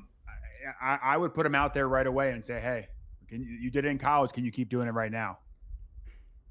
Can you imagine? Like, how crazy would that be? Yeah, and the one thing I'll say about the Giants, too, you have Jermaine Illuminor, who was the starting right tackle this year, and he actually played really well. Also so I think Raven. he'll stay there for sure. Oh, he is a former Raven. Drafted by the Ravens. He's British. Right? Yeah. He is British. 2nd down and He's 9. got good style, too, man. Good run for Craig Reynolds. The CB South native. Not Council Rock, Josh. Is that a reference? I don't. That was, is that from our video? That was from our, No, someone in the chat shouted out my high school. Oh, that's right. Dylan earlier. Now it's going to be 3rd down and 1, under 8 minutes to go in this first half. 7-0 Detroit. They have the football on their own 23-yard line. 6th play of the drive coming up. Jahmyr Gibbs is on the sideline right now for the Lions as they have Craig Reynolds in the game. Goff under center on the right hash mark. 1 receiver split left. I believe that's Patrick. Play clock set 5. Laporta comes in motion left side. Here's the snap. Handoff Reynolds. Goes to the left side. Pushes forward. Gets the first down. Inside the hash marks. He got about 3 there. Tackled by Blake Cashman. Also brought in from the Texans, just like Grenard we were talking about earlier. And that's going to be a first down. Something I saw last week with the Lions, they've done it a couple times, is they send Sewell in motion. Should that even be allowed? Like, honestly, is that like... That's coming from San Francisco. That's coming from Shanahan. That's coming from the Gruden tree where they're bringing offensive linemen. They're getting creative. Mike McDaniels used to do it with Trent Williams in the playoffs. Hey. I'll take your shot. Go ahead. Play Oh, action. he Goff wanted it. has time, and he wants to check it out. It's picked off! And inside the 10-yard line tackle, that's Ivan Pace Jr., who we were talking about earlier. Whoa! Now it's a 1st and goal, and this game has what's the completely celebration? flipped. As Oh, no, it's not that I good. think it was a worm. I think he tried to do the worm. I don't know how It successful he didn't go was. very well. And a pick. Jared Goff throws his 11th interception of the year. Ivan Pace has his 1st interception of the season, only his 2nd in his career in his 2nd year out of Cincinnati. And the Vikings take over. Yeah, and there you go. That's part of the, even though they didn't get necessarily the, punt, it's even better. You got the takeaway. Part of the reason why you go for it from the 3, you can set yourself up in good field position. You got a goal to go right now. You got a whole another chance. The chat wants to give our breakdown of the wild card. We'll continue to do it. Maybe that's what we'll do at halftime, break down the other wild card games. Yeah. Let's do it. All right, empty set here for Sam Darnold. 1st down and goal. Jones and Jefferson are split left. Sorry, Jones and Addison are split left. Jefferson's going right. Here's the snap, and it's a 4-man rush for Detroit. Darnold stands in, has time, throws, end zone, incomplete. Batted down in front of Justin Jefferson by Amika Robertson, and it's going to be 2nd and goal. I didn't catch the number, but there was a very obvious defensive hold there. Great protection up front by the Vikings as well, too. Yeah, Darnold. They had all day long. Plenty of time there. Right there. I think it was Anzalone. On Hawkinson, I think it was Kirby Joseph on Hawkinson. Only one of these guys, and that's Cam Robinson, the left tackle, wasn't drafted by the Vikings. The rest of the starting 4, Randall, Bradbury, Ingram, and O'Neal, are all Vikings draft picks. Play clock's down to 0 as Darnold does get the snap off. Play fake to Jones. Darnold, here's pressured, throws to the back of the end zone. Oh! Incomplete. Jefferson had bobbled it and then caught it out of bounds. So an incompletion there, and Justin Jefferson, whose hands are as good as anyone else in the league, couldn't bring it down to the back of the end zone. You got to get that one down a little bit if you're Sam Darnold. Like you put a hot throw high and outside. It's his or no one's. I get Justin Jefferson probably should catch that if he gets his hands on it, but that makes it a little bit of a tougher catch there. And now it's a 3rd and goal from the Detroit 7-yard line. Minnesota got to this goal-to-go position last drive, and they decided to go for it on a 4th and goal from the 3-yard line and couldn't score. So that's 7-0 still. 3rd and goal from the left hash mark in the shotgun with 4 out wide. Sam Darnold takes the snap. Oh, all day. Wide Oh, open was no. Justin Jefferson, and Darnold missed him again. Man, he overthrew him in the corner. He was That's the breaking. pressure, though, too. Oh, that's crazy. That was And a good now, blitz by Aaron Glenn, though. now on 4th and goal, they're going to kick with Reichard. Yeah, because you're down to 3. A little slant and go. Justin Jefferson absolutely cooks. Robertson? Yeah, Nick Robertson. From Louisiana Tech. And now here's Will Reichard, who missed 2 of the 4 he attempted last week against the Packers. And this one's from 25, a chip shot from the left hash mark. Here's the snap ball put down by Reichard's kick is good from 25 yards. That barely snuck into the inside part of the right upright. But the rookie Will Reichard from Alabama hits it. And the Vikings get on the board. 6:35 to go in the opening half. 7-3 Detroit with the lead, and they're going to get the ball next year on the next network. Is this what you guys expected in this one, for it to be a 7-3 game with 6 minutes to go in the second quarter? I expected it to be a 4-point game. I mean, the defenses have been balling, so it's not like it's a bad. Go ahead, tell your. Something me and Michael talk about all the time. There is a huge difference. A bad offensive game is terrible. A good defensive game is entertaining. This has been a great defensive game. Difference. Huge difference. All right, I hear you. I'm with you. I'm wondering, here's the question. I don't know, I guess this is, I posed the question to the Giants. They want the Giants to go Travis Hunter 3 and then Jackson Dart 35. I haven't watched enough Jackson Dart to give any real take on him. Yeah. Kind of same. From what I've seen, though. I like Dart. I actually thought Dart. Yeah, you loved him. Yeah, I was a big fan of Jackson Dart, and yeah. I am going to make a TikTok real quick, just announcing like what we're doing because I didn't get the gist. Actually, let me. I filmed the video of like the charts and you. No, but I got. Okay. No. It's not about the charts, Michael. I hate to. No. It's not that. I meant like the word. It's all about the charts. Come on. Yeah, it's it. Yeah. So when I'm looking here at Streamlabs, where are you? Is the assist elsewhere as well? Where's the assist stream? That's a great question. Actually, I didn't look up assist. In the meantime, I'm gonna make this video. We're live for Lions Vikings, but it's a little bit different because we're on Twitch. We're on. Oh, hold on, I already messed it up. Hold on. We're live right now on Twitch for Lions Vikings. Why aren't we on TikTok? We've got a little bit of different setup. We're joined by Justin Pugh, former NFL offensive lineman. Justin cannot hear us right now. Actually, he can hear us. You can't hear him. But tune in live. Link to the stream is in our bio. Michael, say hi to the people. Say hi to the people, Michael. Hi, people. Let's go live right now. Tune in with Justin Pugh calling Lions Vikings. Who's going to win? Who do you think is going to be? Lions? I think Detroit. Yep, I We're think going to so. see. Tune in. Link to the stream in our bio up on Twitch, on Justin's YouTube, on Justin's Twitter, and on Assist. Tune in. Justin, I just texted you the assist link. Okay. Okay. Lions versus Vikings. Stream with Justin Pugh. All right, 7-3 here, 6:35 to go in the second quarter. Will Reichard kicked a field goal that ended a Viking 4-play, 0-yard drive because they got the ball on the 7-yard line after an Ivan Pace interception, his first of the year, second of career. And here's Will Reichard to kick things off, and that's not a great kick. Goes out the corner, bounces Oh, wait, on the did he goal skip line. it? Did he skip and it it in? goes out of bounds, but no, they said it actually bounced in the end zone. So it did not bounce out because if it bounces, if it lands at like the 2-yard line or into the end zone, you get it to 20. Yeah, but here the Lions are going to get it. In fact, at the 30-yard line. This is the number one scoring defense. The number one scoring offense in the NFL. The number 4 scoring defense in the NFL. And what can't these guys do? Yeah, Minnesota defensively, they are the number 1 defense in picks. They lead the NFL with 22 picks in the year, now 23 with that Pace one. And Lions trying to get things going. Play action to Gibbs, Goff, check down. That's caught by Patrick, who trips, and he gets down to the 35-yard line. It could have been close to a first down. Instead, he's tackled by Blake Cashman. About a couple yards shy in front of the first down marker. That's a gain of 8. Gets into the 38-yard line. There we go. Almost. Got it ready. Jared Goff is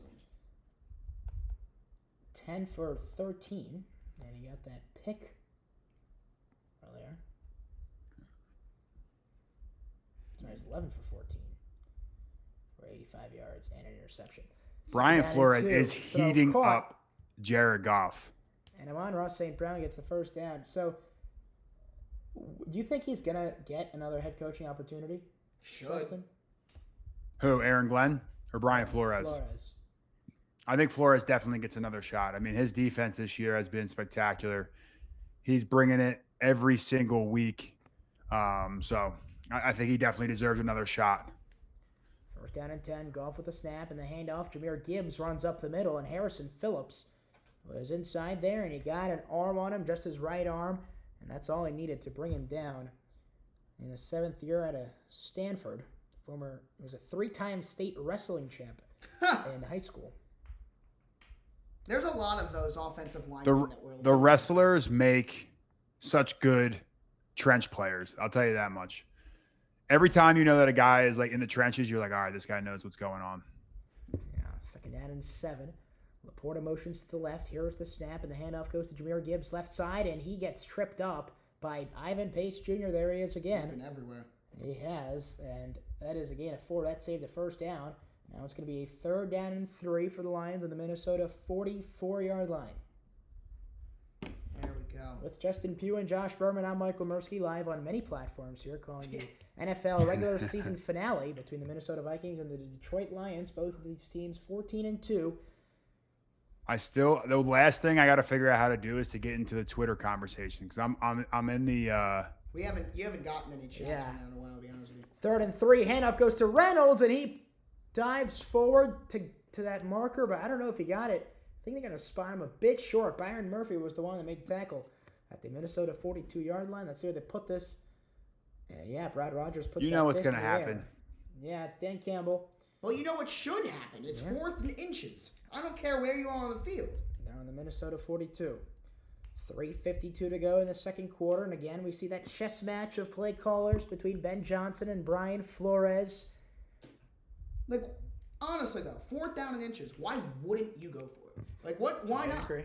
They bring in old Dan Skipper, big boy Dan. So let's Fan as favorite. they're gonna review this. They're gonna review the spot, and I want to ask you, Justin Pugh, when Dan Skipper last year against the Cowboys in Week 16, when they had that, when he didn't report and he caught that pass, and then the Lions are challenging this actually. Wow, the Lions are challenging the spot. They think Reynolds got a first down, and I don't think so. I think his knee was down actually. I think I could see where they're coming from. But it's very rare a it team looked like challenges it a was spot, though, because it's very difficult to get it overturned. So the Lions probably saw something, because Yeah. traditionally teams do not like to challenge spots. And they've already used a timeout. Yeah, that'll so be they, interesting. I assume they're pretty confident. All right, I'm going to ask you now, Dan Skipper. He's been involved in a couple trick plays for the Lions, and he finally got that touchdown catch in Week 15 against the Bills. What do you think about that the Lions get their linemen involved? Oh, I love it. They're, I'm sure I he feel hates like it. now look, it could come back to bite you in the ass when you go play a team in the playoffs like the Philadelphia Eagles, and all of a sudden you're trying to run fades to your offensive lineman, and you're like, nah, maybe we should have worked another play to Amon-Ra St. Brown instead of trying to throw Dan Skipper a fade in the back of the end zone or a hook and ladder to Penei Sewell. So I think that could come back to bite you in the ass. It's fun in the regular season, but when it becomes compressed in the playoffs, series are at a premium, I really don't want to be consistently running trick plays to my offensive linemen. It's not what we're there for. We don't have the hands that some of the other players do. So if you're trying to win a Super Bowl, I think there's a time and a place for those plays, and it's not always like, hey, every week we got to throw a trick play to an offensive lineman. So I want to ask you this now. What if that's what the defense is expecting? They're expecting no trick plays in the playoffs. Wouldn't that make it the perfect time to run it? Yeah, maybe the Ravens should start getting Michael Pierce involved out of the backfield then. Why not? Give him like Don Terry Poe. Give him like the Yeah, exactly. goal line. That was the largest human being I've ever seen intercept a football. Michael Pierce has to be 400 pounds. 365 is what he's listed. Yeah, they list him at that because they're trying to do him a favor. That's probably his like training camp weight, and he's 40 pounds. I've gone against 360-pound players. He is over 400 pounds. How reliable is the weight? You're saying that like the weights they list are just not real? Yeah, they're never accurate, ever. The ruling on the field, by the way, the challenge, they're still at break, but Brad Rogers announced it in the thing. It stood, so it's going to be 4th and 1 from the Minnesota 42, and the Lions lose a timeout. You could see here, Reynolds' knee goes down just before the ball does when it crosses the line, and it was Cam Bynum, we were talking about earlier, who made the stop there. You see his knee go down there, and 100%. He's going to go for it. Dan Campbell's got. I mean, come on now. But it's Here we 4th go. and inches. Why wouldn't they? 4th and inches. Goff under center Sure. on the left hash mark. Reynolds is the back. Laporta motions left. St. Brown lone man to the right. Play clock's at 10. Snap. Play action. Goff will throw. Go deep over the middle of the field. I don't know why you call Incomplete. that play. It was a flat pass short for Jamison Williams. And this time the Lions turn it over on downs, and the Vikings take over on their own 42-yard line. Why Was would it you throw on tipped? 4th and inches. They had an extra lineman there, Skipper, in, who we were just talking about. You just run the ball. That had to be tipped. There's no way the And throw was that flat. It's either a complete duck or that was tipped at the line of scrimmage. Had to have been. Let's see. Yeah, it was tipped by Jonathan Bullard, Wow. Jonathan Bullard there, the former teammate of mine, to Florida, was he?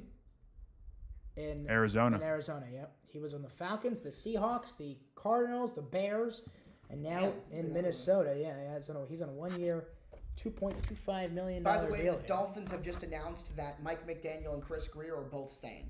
Okay. Oh, so the chat was saying everyone was fired. They're back, chat. First down at 10 in the I formation. Snap and a handoff goes to Aaron Jones. Runs for 2 yards here. Anzalone and Darius Smith make the tackle there. 3.5 to go in the second quarter. Vikings have 3 timeouts. The Lions have just 1. It's been 25 years since the Dolphins have won a playoff game. Longest. It's always complete calamity when anytime I tweet about Giants on Twitter right now. I tweet about like the projections in the drafts, and no one can find a good answer. Yeah. Second down and 8 play. You guys don't know how good you Darnold have it there in Ravens land. It's true. gets out of pressure at the 40, wants to run and does, and picks up a couple yards as he gets hit out of bounds by Jalen Reeves-Maben. But a 2-yard scramble there for Sam Darnold. I mean, let's put it this way with Harbaugh. I like the culture. I mean, Michael is going to be graduating high school this year. You were 1 when the Ravens hired John Harbaugh. Harbaugh's been my coach for my whole life. I mean, so like Pretty much. that's the continuity that we've had. This dude's about to graduate high school, and he's been the Ravens head coach for every single season of your lifetime. Correct. The Vikings have a 3rd down here, 3rd and 6. They're 2 for 6 on 3rd down. This is the 11th best 3rd down offense in the NFL going up against the best 3rd down defense. Here's the snap. Darnold has time, throws, caught, 1st down, Naylor, 45-40, and he's tackled along the numbers of the 35-yard line. That'll bring us to the 2-minute warning, but a 1st down and an 18-yard completion from Sam Darnold to Jalen Naylor for his first catch of the game. And with 2 minutes remaining in the first half, it's Minnesota football down 7-3 on the Detroit 36-yard line. The Ravens play on my birthday. I swear if they lose, yeah, that would suck. That would suck. 2-minute warning. Jalen Naylor last week had a season high in receiving yards with 81. They got your chat on YouTube saying they got your Thursday Night Football hats, Justin. I know. Shout out to the Thursday Night Football crew. Every video that did over 75,000 views, we made hats. The Chiefs Kingdom showed up. We got you guys all the hats. So I appreciate you guys supporting it. We do have to do some for the Philadelphia Eagles, and that's on Alex. Alex is our merch guy. Come on, so my Alex. partner Alex. Alex does all the merch. I like that. Alex was very funny. So you're watching Alex and Justin interact was very, very funny. I'll tell you that. For those, especially like the YouTube people that I don't know, has Alex made cameos in the videos? He does make cameos in the video. So the Good. the YouTube channel will know my partner Alex. So it's he's always making the interactions cameos. between those two and like is very, very funny. He keeps us in line, right? We're like an Yes, old he married does. couple. Yes, he does. How I feel about Saturday? Of course we're going to the game. No, the Ravens and Steelers are going to play in the playoffs. We're going to stay at home. Yeah, we're going to the game. I am pumped to be there this Saturday. Prime time playoff football for the Ravens. That's going to be insane. All right, Honestly, you guys might be holding down halftime. I might be running in to say goodnight to my daughter and coming back out. I guess that's a fair reason. Yeah, man, you gotta be. I guess that's valid. I've been on. I was considering staying till halftime today because I got you got some family duties and things like that today. I've been at ESPN radio from 1 to 5 o'clock today, but we'll thug it out a little bit into the third quarter here. I had no idea that you were on NFL radio. And one day I was just driving because I listen to NFL radio, and I was just driving one day, and I just hear Justin Pugh. Oh, I know. It's cool. I'm every Sunday 1 to 5 p.m. I'm on NFL radio Wednesdays 10 to 12 p.m. Eastern with Bob Papa. It was a Wednesday. Yeah. Yep. A little bit of everything for you. I was just driving, and you're Justin Pugh. Oh, cool. 7-3. Darnold under center. Addison comes in motion. Here's the snap, and a handoff goes to Aaron Jones. What a and he nifty is wrapped little up, play by spins Aaron out of it, Jones. and gets the 34. Justin, in your Twitter chat, someone asked if you frequented Dinosaur Barbecue in Cuse, and I actually tried it this summer. All right, give me your thoughts. Scale of 1 to 10, rate it. It was good. It was we had mac and cheese. It was brisket. They gave it to us. I did a pre-college program, which was like a summer college, like for students that are in high school, and it was like a sports broadcasting thing. And at the end, when we completed it, they brought it, they catered it, and they had like trays of everything that they had, and I enjoyed it. I mean, I'm a big barbecue guy, so it was. I'm a massive barbecue guy. The brisket there, the hot sausage links. I mean, I devour it all. You put brisket in front of me, I'm eating it. Yeah, I love it. There might be a holding penalty. This one might be coming back. Yeah, Jones ran for a first down, ran for 8 yards, but let's see. This is an offensive hold. Brad Rogers is the referee. One of the Vikings linemen there is pointing to the. He's pointing at the defense. See what Brad Rogers has for us. Talking with his crew. Holding defense. So they call it against O'Connor. Pat O'Connor, number 95, the nose tackle. Try hard white guy. Anytime you see a white guy with a beard like that,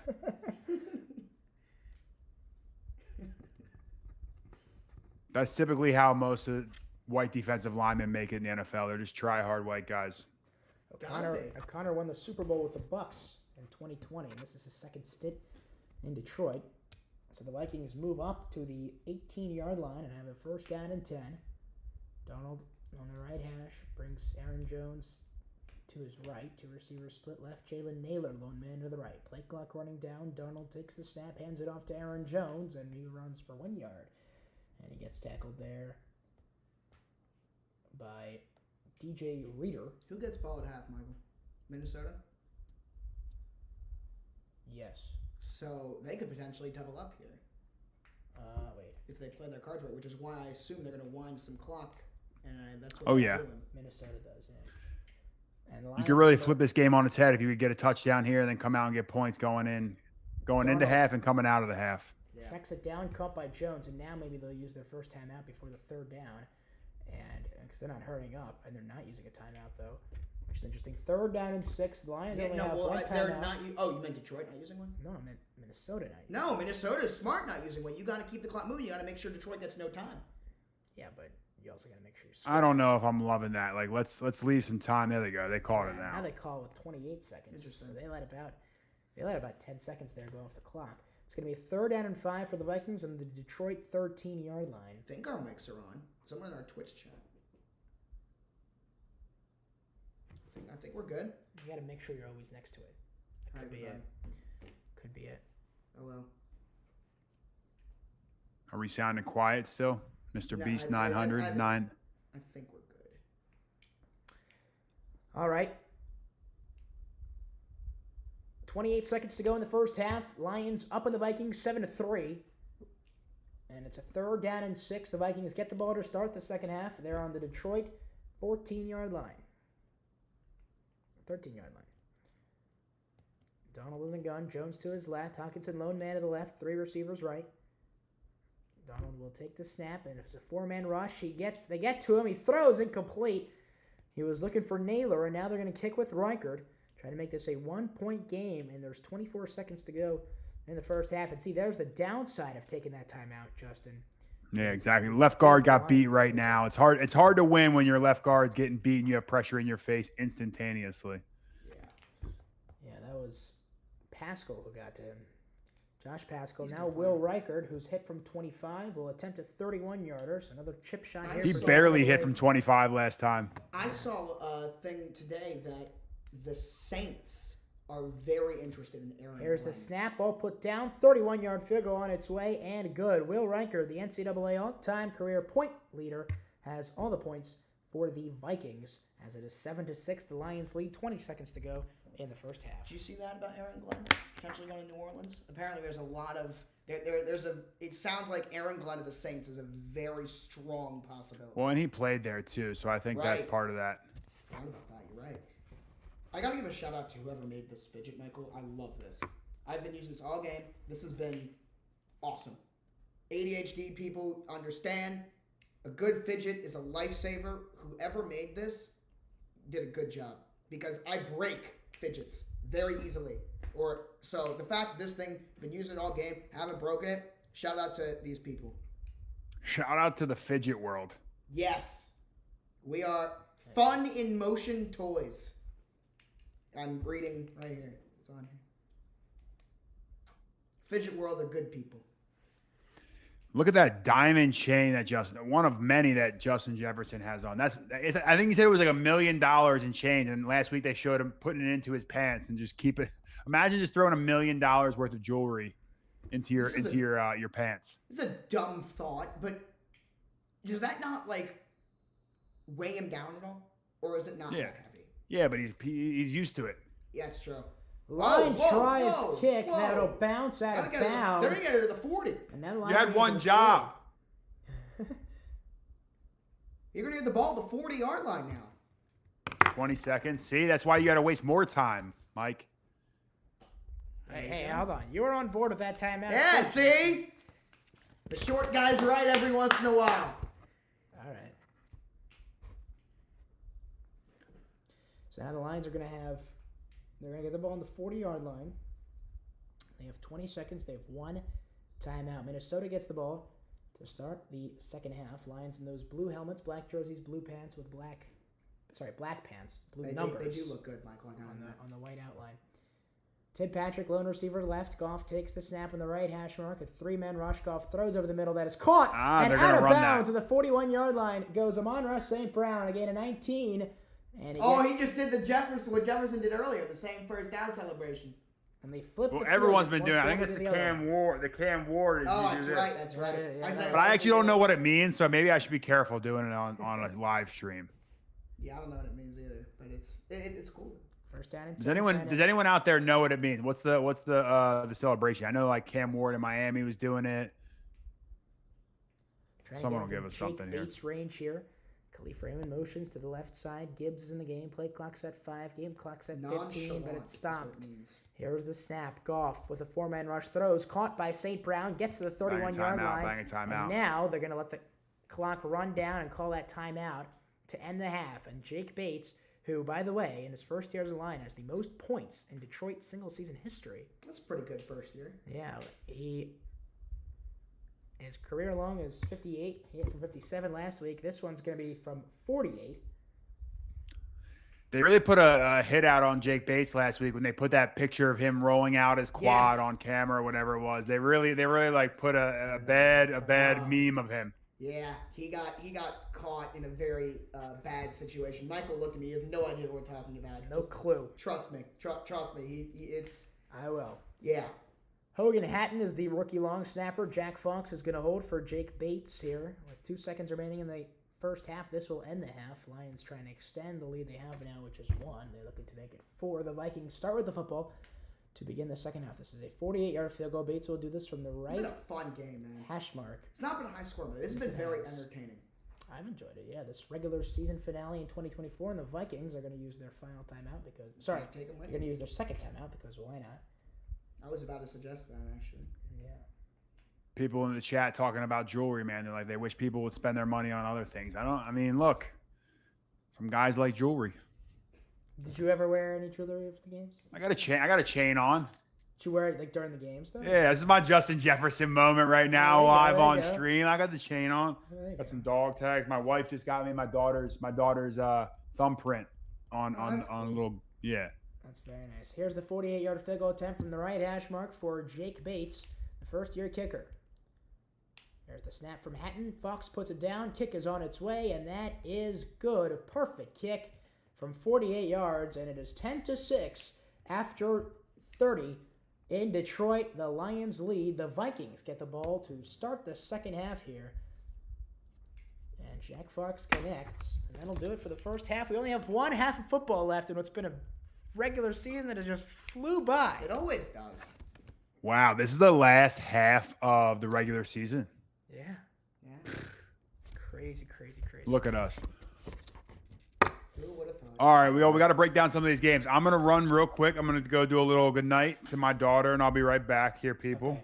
You want us to get? let We'll me- get started though on. Let me go. I'm going to fill up my Okay, water so it's bottle. just gonna be me then. It's just Alright, going to be that's you. fine. Going to fill the water bottle. Josh, down. entertain the people for 10 minutes. Yeah. I'll See be what I right can back. do. I'll be back too. I will see what I can do. These are the games. I mean, actually, Let's see. Okay. I can see it, but Okay. You can see. Yeah, You see I the times too. I don't care about that. Okay. All right, people, what's up? It's just me, Short People Central out here.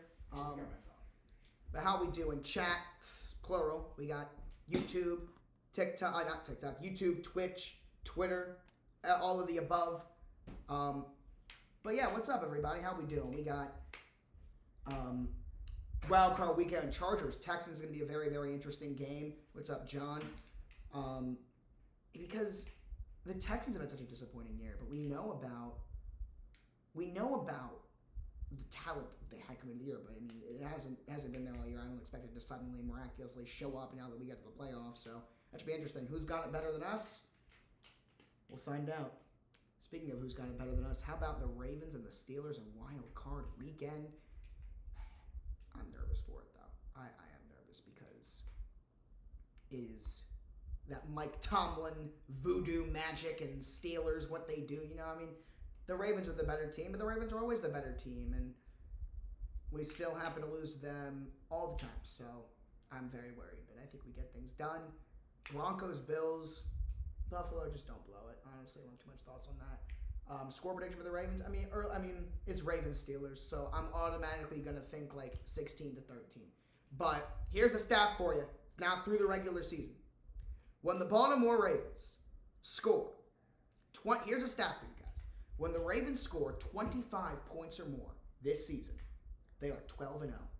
When they score under 25, they're 0-5. So that's kind of your magic number. 25 plus points, 12-0, 0-5. Gotta get over that magic number of 25. They did it against Pittsburgh a couple weeks ago. They did not do it in that first game. It's Ravens Steelers. I'm always going to think like 16-13, but we'll see. We will see. Most heartbreaking playoff moment, Lamar pick six, Huntley fumble, Zay fumble. The Zay fumble, for sure. First of all, the Huntley fumble was different because, like, in 2020, that year, I had no expectation of winning that game. So it was different. Ravens Chiefs, that was by far the most heartbreaking loss I've ever experienced as a fan, was watching the Ravens lose against the Chiefs in the AFC Championship game. And that was, I'll never, that game with Zay, and people forget Zay was the best player. But Zay was the best offensive player on that field that whole game. He fumbled the ball. That's all people remember. Hopefully Zay is all right. He's got a knee sprain. Man,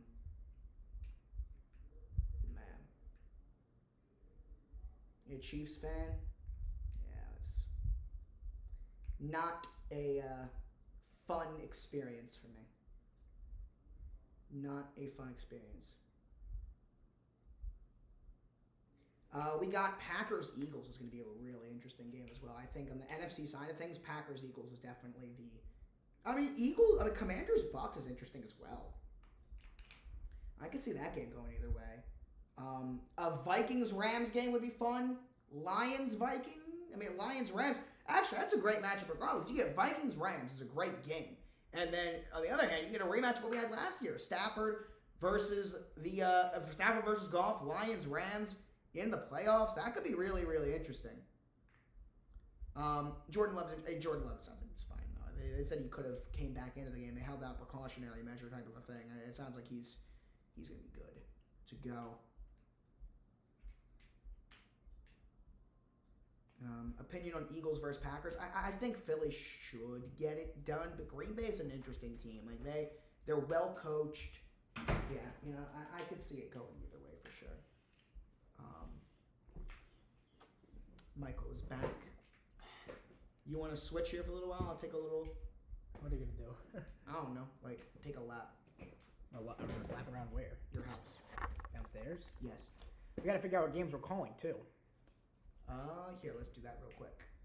For us on Twitch and what will be TikTok. For us. I think we should do the Monday night game.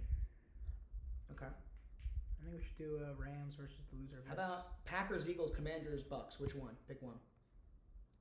Chat. I think Commanders, Bucks is Really? I was actually going to suggest. because like Packers, Eagles is. I think Packers, Eagles is a really fun game, but like Commanders, Bucks is like we haven't really. I don't know. Well, we've called. But yeah, who have we done? Quite a Commanders. Of those teams, Commanders probably the most, I think. You're right. So maybe Packers, Eagles. Like, have you ever been on a team and a star player in the locker room after? This has been so cool, by the way.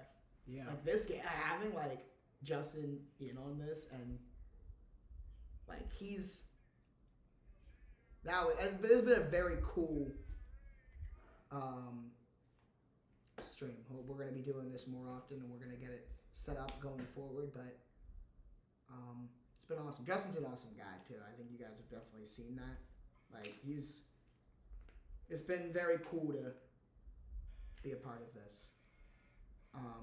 I'll be right back. I'm gonna walk around a little bit and just yeah. Now it's your turn. Be entertaining, Michael. Yes, it is my turn. I'm gonna take this with me. Talk to the people, Michael. Hold on, I'm posting on the Instagram story.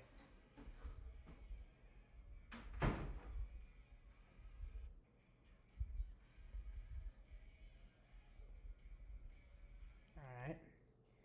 How are you guys doing? What games did Josh preview? I need to know. Because, and then I will do the same ones.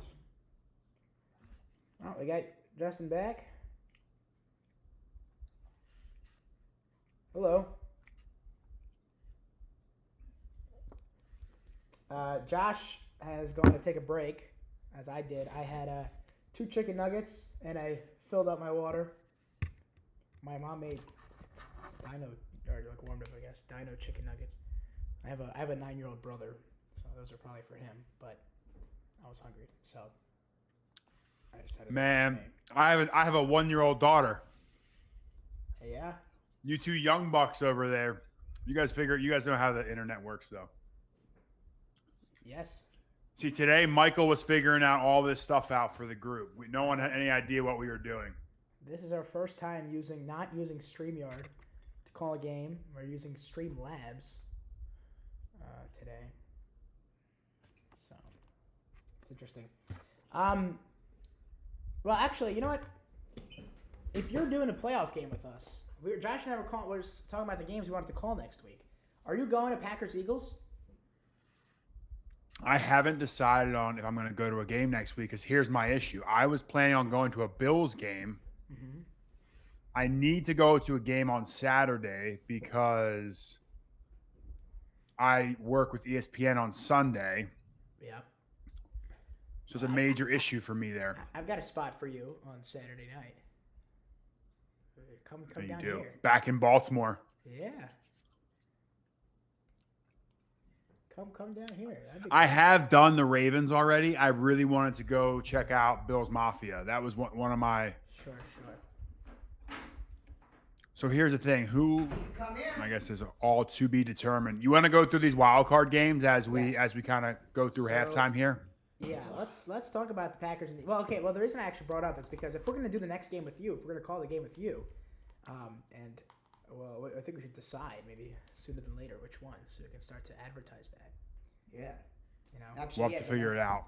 So you we'll guys will figure be it out. doing Saturday. I mean, Well, no, we're not gonna be live. We'll be live. We'll be at the game. Yeah, we'll not be live. well, I'm saying you'll be at the game, so we know Saturday games are off the schedule. Yeah, potentially it could be Sunday that. or Monday. Rams. Maybe it's that Monday night game on that Rams one. I mean, the Eagles-Packers probably our best bet. For Like, okay. as soon as that 1 o'clock game ends on Sunday when I'm working, we can go right into that Eagles game. What we'll do is we'll probably have to put a poll out. Which game would you guys like to see us call We live? actually have that We right just now. did that on Twitch, and we did either Packers Eagles or Commanders Bucks, and Commanders Bucks won by 1 vote. Well, you guys have a lot of Washington area. Fans. Washington fans, right? Right. The game I would rather call actually is Rams and the loser, because I think it's 2 good storylines. First of all, Rams Vikings. One of the 2 Vikings losses have been to the Rams. Yeah. Remember, we called that game actually too. Yeah. Thursday Night Football. And then if it's Rams Lions and it's Matthew Stafford, so it's 2 storylines that I like there. All right. So what are our options here? We have Eagles. Eagles, Packers at Eagles. Packers at Eagles. We can do Broncos Bills, but I don't think of that. No. Yeah. Packers at Eagles, Commanders at Bucks, or the loser of this one at the Rams, which is probably what I'd prefer, just because, again, you got those 2. Like, we know the Rams can and have beaten the Vikings, and they're even healthier now than they were then. And Matthew Stafford, obviously, that's going to be a fun one, no matter what. All right, we'll see what the Jared people Goff. say. Actually, no, that's really Jared Goff, because Jared Goff's never played in LA since he got traded. That's right. So, because both of those games have been in Detroit, so that's a Goff coming back, a homecoming game there. Cal also. Could be interesting. Yeah. Yeah, my boy Zach Chabane. But why shouldn't you? I think you should come here for the Ravens game though. Because he wants to do a game that he hasn't done yet. Oh. Yeah, I want to do a game I haven't done yet. I'm trying to do something. Bills Mafia really is the one game, and I wanted to do a Packers game, but it looks like I won't get to do either one of those. Yeah. The Lions lead the Vikings here 10-6. How about this Sunday night game? Commanders Buccaneers. Jaden Daniels and the Commanders. Baker That's Mayfield. gonna be a really interesting game. That's gonna be a fun game in Tampa at night. I'm kind of surprised actually because the Commanders played Sunday night on NBC last week. I'm surprised that they put them back. I like it. I'm glad that they're getting that though. Get that spotlight on the Commanders. Oh, I got to edit it. I screwed it up.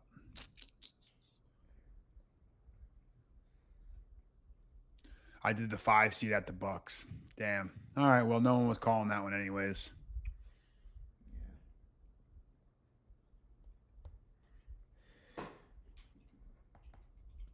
Let's see. Yeah, have you gone to Houston yet? I haven't gone to Houston yet. You could do Chargers Texans. I know. I mean, how rabid is the Texans fan base? Maybe it's a misconception of mine. Like I've heard good things. Pretty good. I think they're better than the Chargers fan base. Well, that was my. I went to LA this year, and the Rams fan. It was like mostly Vikings fans at that game. But maybe it is the Houston Texans. I mean, I've heard good things about Houston Texans fans. Primarily, a lot of people are saying you got to go to a Bills Mafia game. Yeah. You know, I definitely see the appeal. I definitely want to get to a Bills Mafia game. That's for sure. All right. Well, any second we'll be back here in Detroit. The regular season finale. All right, so we've gone through all of our picks. Wild card. Let's just quickly go through them real quick. So I'm going Chargers. What about you guys? Yeah.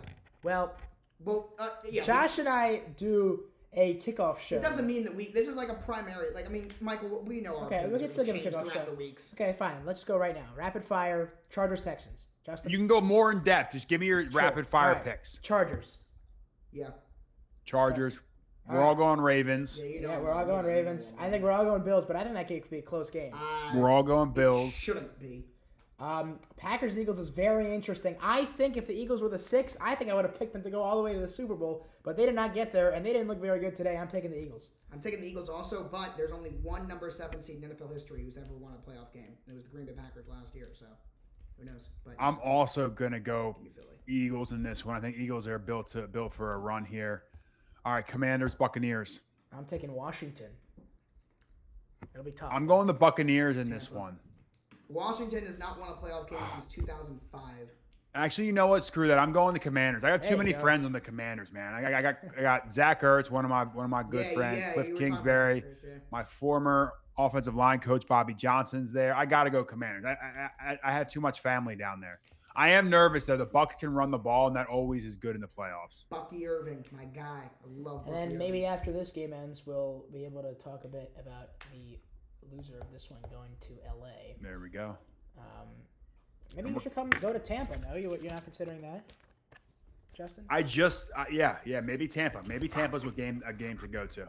If you want a better fan base, though, probably Houston than Tampa. Tampa's was not a good. I was at the Ravens-Bucks game. They barely escaped the game against the Saints. All right, our early results are in our poll so far. 75 votes. Most of the people are saying Packers at Eagles. They want us to live stream that one. On your Twitter? Yeah, on Twitter. Now I didn't give them a great option because I did my third option was the 5 seed at the Bucks, but I meant the Rams. Just trying to go quick. All right, 1st down and 10 after the touchback here. Vikings hand it off. It's a stretch play to the right side. Cam Akers wrapped up a gain of 1. Akers went to Florida State where there's 3 Florida State running backs that had 1,000-yard rushing seasons twice. That is Warwick Dunn and former Viking Dalvin Cook and Raven. Dalvin Cook. Ravens. 2nd down and 8. Darnold going way deep, far side. There was nobody there. It looked like whoever was in the direction, which was Addison, it looked like he was kind of doing a comeback route there, and Darnold thought he was going deep. What's going to happen to Sam Darnold in the offseason, Justin? The Vikings are going to pay him to stay. They have to pay him a lot, though. I think they paid, but they drafted a quarterback. Like, you have to pay him a lot of money. Yeah, I mean, he's going to command probably $50 million on the open market, right? Yeah, so, like, you think the Vikings will be willing to do it? I think so. I mean, look how much, the Atlanta Falcons are willing to go pay Kirk Cousins all that money and draft Michael Penix Jr. Sure. If you have a quarterback and you know he can play, you got to pay him. Sure. Here we go on 3rd and 8. Darnold in trouble, rolls out left, fires. It is incomplete. Throwing at Jefferson. Robertson broke it up, and 2 flags come in late. And it looks like this is going to be... He cannot believe it. Yeah, Robertson's shocked. Brad Rogers. That's a nice close-up. He was very surprised by that call. And that's not going to be... That's not pass interference. It's illegal contact. That's in the defense. That's number 32, Branch. That's why he was confused. Yeah, He's like, I know I didn't do anything. Yeah, so that was not on Amik Robertson. That was Brian Branch there. On 3rd down, illegal contact. Let's see it, Justin. What do we think here against Addison? Up in his grill. I like that. I like playing aggressive. See, that's the issue. He thought he was going to have going across field, and he was in his hip pocket, and he tries to cut back to the outside. And he just has nowhere to go. Ooh, Dan Campbell's teeth, man. Whew. Yeah. Whew. Dan. Yeah. You seen that, Michael? Dan Campbell's teeth? I meant... Maybe take a few less dips out there, folks. I meant the Packers still, yeah. Taking First a down shot. and 10. Play action. Darnold has plenty of time. Goes down the field. Short for Addison. Let's try to fit that in between Melifonwu and Terrion Arnold. Couldn't quite connect.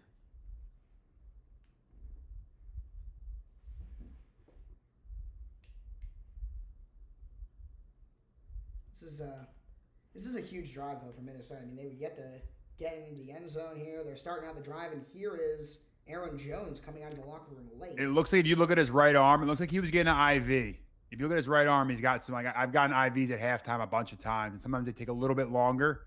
It looked like he was getting an IV in his right arm. How could you tell? Yeah, he had the right. Yeah, he had that ace bandage, or not ace bandage. He had that like stretchy tape wrapped around. Oh, Here's who Cam needs Akers. Aaron Jones? Run at the 50. Cam Whoa! Akers, 45, Michael, it's 30, your boy! 30. Cam Akers, 25, 10, and he's down to the 5. 58 yards for Cam Akers. And Justin, you said it during the run. Who needs Aaron Jones if you can do that? Wow. Damn. Big time run. Nice little outside zone. Alex Anzalone overruns it. He actually is unblocked at the linebacker position, and Cam Akers just cuts it back. That's why the Minnesota Vikings brought in Cam Akers to run that play. He did it when he was in L.A. KOC is known coming from that McVay Gruden tree. Ran it to perfection there, down to this 5-yard line. What a run. We got ourselves a game, boys. Yeah, we Yes, do. First and goal. Darnold on the right hash mark. Akers to his right. Single receiver left. Snap. Handoff goes to Akers, and this time he gets stopped at the line of scrimmage, which was the 5-yard line, so it's going to be second and goal. But yeah, Cam Akers, man, that is the Heat coming into the year had 379 rushing yards, but he started the year in Houston, actually. And he was traded. And then last year he was traded from the Rams to the Vikings, and then he's been on the Vikings. He was traded for like a bag of peanuts, too. Yeah. The Vikings, this is their 3rd time in the red zone. They need to finish a drive in the end zone here. Jefferson coming in motion to the right side. They fake the jet sweep to him. Throw quickly caught by Aaron Jones at the 5. Jones wrestled down to the 2, and it's going to be 3rd and goal, and that's the first play back for Aaron Jones. It's a nice chunk, though. You'll take that. And now it's going to be 3rd and goal to the 2, and again, I remind you of that 4th and goal from the 3 they had earlier they didn't get in their first drive of the game. And this is an interesting position here. I wonder, Justin, you run the ball here? Do I run the ball here? Two. Yeah, I think you can go, what is it, 3rd and goal? No, I mean, I'm going to pass this thing. Well, they are. But if you're running it, because if you think you're going to go for it on 4th down, That that was was my that was logic. what we were. Jefferson single man left. Here's the snap. Darnold will throw on the drop back. In trouble. Rolling back. Spins out of it. Rolling left. Firing to the back of the end zone. Incomplete. And now it's 4th and goal to 2. They have the tight end Johnny Munt Go for it, man. back there. And they are going to go for it. You're down by 4. 12:06 to go in the 3rd quarter. Yeah, field goal to make this 1-point game again. And they're going to try to take their first lead of the game. So Kevin O'Connell's going to call up some play here. Yeah, what are you running here? Who are you looking at? I mean, there's one guy you're going to throw to, and that's Justin Jefferson. Yeah. Sometimes it's just that simple. 12:06 to go in the third. 4th down and goal from the 2-yard line. Justin Jefferson singled up at the top of the screen. They're dropping the He's linebacker. one-on-one. They're gonna go to him every time. Nah, they dropped that Left hash linebacker into mark. Here's the coverage. snap. Darnold has plenty of time. Gonna roll to the right. open Now here comes someone. Throws to Addison. Incomplete in the end zone. Arnold in coverage. There are no flags. And the Lions take over on downs again as the Vikings can't get it. They had that covered. I mean, that was... No one was open. You gave your guy a shot, but no one was there. Well, here's the thing. I mean, if you look at the bottom of the screen, you saw, I think it was Jack Campbell that was sitting there. You knew he was going to drop into coverage. He was looking back to find Justin Jefferson to see where he wanted to drop to. So you knew off the bat, as soon as he looked over there, if you have a linebacker dropping underneath, you don't have the ability to get it to Justin Jefferson. You have to pivot, find somebody else. And hey, hats off to the Detroit Lions. They had some good coverage there. That's their second red zone stop, by the way, the Lions defense. I have a random question that I thought of when we were talking about the IV and like coming out of the locker room. What are the things that like us, like just fans, would never know? Not like that, but like what is something we would never know about the NFL or stuff that goes on in the locker room that happened? What would it be? I mean, what's a good one out there? In terms of like on the field play, off the field play, yeah, that's Give us something off the See, I don't know what you guys don't know, so I don't know what Right, you that's guys fair. would find. something Like when it comes to here. travel, we all get our own first class ticket, lay down seats on the plane. When you're traveling, when it comes to food, like the food's unlimited. Most places you can go in and you're ordering whatever food you want, whenever you want it. You know what? This question will probably be answered as things pop up along the way. Like there will be something I'll mention. You'll be like, wait, you guys get that? Or that's a perk of playing in the NFL? What's like a funny thing though that you like people wouldn't know? Like maybe something like goes on in the locker room. I mean, guys are always competing in everything. So we play like that little hoop basketball. Like guys shoot basketball like shots all day long. When we come in, we take all our tape off, we ball it up, and you're always shooting into something. You're always competing in something. Guys are constantly trying to. It's such a macho sport that there's always times where guys are trying to go out there and one up each other. Who's the best you've ever had it? Like, who's the best teammate you ever had at like those basketball games? Who was the best at it? Is that better, Francis? Ooh. It was probably someone in New York. I mean, Saquon Barkley was always pretty good at it. That's too too much. Saquon Barkley's just, all around one of the best athletes. Saquon just seems like the guy that would be like just good at everything. Oh, 100%. And a lot of times it's the specialists because the specialists are always sitting there. That's what Pat McAfee always talked about how he became amazing at cornhole in his NFL career. Yeah. I would say, there's ping pong. You always hear ping pong going on. There's always a ping pong table in every Josh room. and I were talking about that actually off the air pregame. Uh-oh. Goff going deep from his own end zone, and it is intercepted by Harrison Smith on first down at his own 45. The hell was that, Jared? And the Vikings take over one play later, Whoa. and Harrison Smith in his 13th year at Notre Dame has his third pick of the season. That was... Something went wrong. What was that? There, that's my expert analysis. Something went wrong. Because that was just awful. I mean, it wasn't like he was under duress. He was under duress, but it was way overthrown there. Why even take that shot on first down from your own end zone? That was a predetermined throw on right first there. I down. mean, you're throwing it into double covers to Jamison Williams. Like, clearly it was a shot, and Jared's like, hey, I trust my guy to go up there and get it. yeah, well, you gotta give him a shot. Yeah, exactly. All right, well, the Vikings start the drive here down by 4, 11:50 to go in the third quarter. Under center, Darnold with the left hash mark in his own 46-yard line. Two receivers are going to the right. That's Jefferson and Anderson. Here's the snap. He hands it off to Jones, running left, has a hole at the 45, 50. Broken tackle, and he gets down to the 47. And he is tackled by a man now who's rolling on the ground, Uh-oh. which is Terrion Arnold. Oh, The no. first no. round pick, 22nd overall, and he is in a lot of pain Yeah, just Lions defense, right man. next to this Lions sideline. They're getting guys back. You can't afford to lose anymore. Yeah, that's one thing they definitely cannot afford to lose. Terry Arnold, one of the bright young stars of this league. He's gone out there and played a lot. He's had some penalty issues throughout the season, but when you're out there as a first-round pick and you're battling and trying to figure it out, there's going to be some bumps in the road. He's a young man that I think is going to have a bright future in this league. They know who another guy. Like, I feel like corners are one of those positions that it's an injury because guys are so corners have a really short like shelf life. Like Marlon Humphrey or Denzel Ward or like Marshawn Latt, like you're not seeing those are like the old corners, and they're in what year like 7. You don't see corner. Stephon Gilmore is the only corner. Darius Slay, Yeah, Darius Slay. big play Slay. Yeah, like they're still going, but Slay's been kind of down this year. Patrick Peterson, is he still there? Patrick Peterson's on. No, Patrick He's out. Peterson, He's out of the former Steeler. He was there last year. He was in Pittsburgh last year.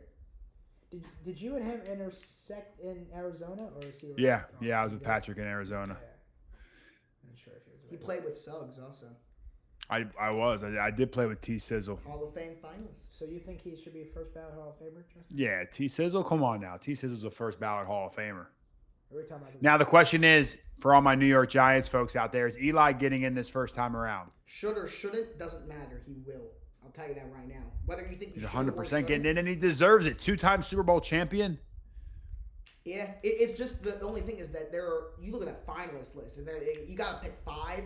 He'll get in, but it's just there are so many good players. Luke Kuechly to me is of the finalists is the number 1 player. Like, yeah, you got to get in. Luke Kuechly has to get in. Sad that his career was cut a little short. You know, the concussions are not something to play with. No. You told me. I remember something you talked about in Philly. You said there was you almost retired because of a concussion. Yeah, we were playing in Tampa Bay against the Buccaneers actually, and had a really bad concussion. I always said if I ever got hit like that again, I wouldn't play football anymore. It was one of those things where I was like, nope, I won't do that. I had a really bad game against the Philadelphia Eagles one year, and that almost pushed me out of the league. I was like, hey, I don't know if I can rebound from this and finally get a chance to rebound from that. So I got a question here, and this is something that people might not know of. Like offensive linemen that are trying to keep their weight up. Like obviously I wasn't the biggest guy in the room, so I was eating shakes, eggs. I was doing it all trying to keep my weight up because it was that was probably the toughest thing. Like the amount of food I had to eat. Oh God, no. Yeah, Darren Arnold, yeah, in a lot of that's pain. not good. He got off the field helped by trainers, but he's getting given that That's- cart on the that's not a sideline. good sign. Yeah, one of his teammates there looked Oof. like. Oh. It didn't even look like he got caught, and it wasn't the best angle of that. Here's the snap from the left hash mark. Darnold, a check down throw caught by Aaron Yeah. Jones. First down, 45-40, and he's tackled outside the numbers of the 37-yard line. By the way, Jared Goff, we're talking about that pick he threw earlier. He has just thrown 1 interception in the last 7 games, and he has 2 tonight now in back-to-back quarters. Well, if Golfer's interceptions seem to come in bunches, he had 5 against Houston. But they won that game. We called that one Yeah. too. Yeah, Arnold carted to the locker room, the rookie corner. It looked like, now Kendall Vilder was in the game in his 5th year out of Georgia Southern. Played with the Titans and Lions and drafted by the Bears. First down and 10. Here's the snap into play action. Oh, God. Darnold is in trouble. Oh. And he gets Oh, it out. my Incomplete. God. He got it out, and that hit the feet of Zadarius Smith, a defensive lineman for the Lions. And, he was so close, Zadarius was, to his first career interception. He didn't almost catch it. The ball almost caught him. But we have to Former How Ravens was that not standout. grounding? Yes. How's that not grounding? That was way behind the line of scrimmage. It should be. And there's the flag. Yeah. Okay. There it is. Because- Yeah, there you go. Why, like that? Because we were talking about that earlier with golf, except Gibbs was there. Nobody was there. Yeah. Donald got that out, and it would have been a loss. I guess. There's the tackle box. I see who he's trying to go back to 11. It was out of the tackle box, but it has to be in front of the line of Not in front of scrimmage. the line of scrimmage. And it doesn't wasn't. matter. Closest guy was an offensive lineman, which are not eligible. Even though Yeah, they've Robert been getting after him. He's been doing that little fake to the right, roll out back to the left all day pretty well. Yeah. When you were like, the Jets and Giants never like intersect at any point. Like you never like ran into Jets players, did you, when you were on the Giants? Like in No, New the York Jets there? players are all down in Central Jersey. So you never, there was never like any like.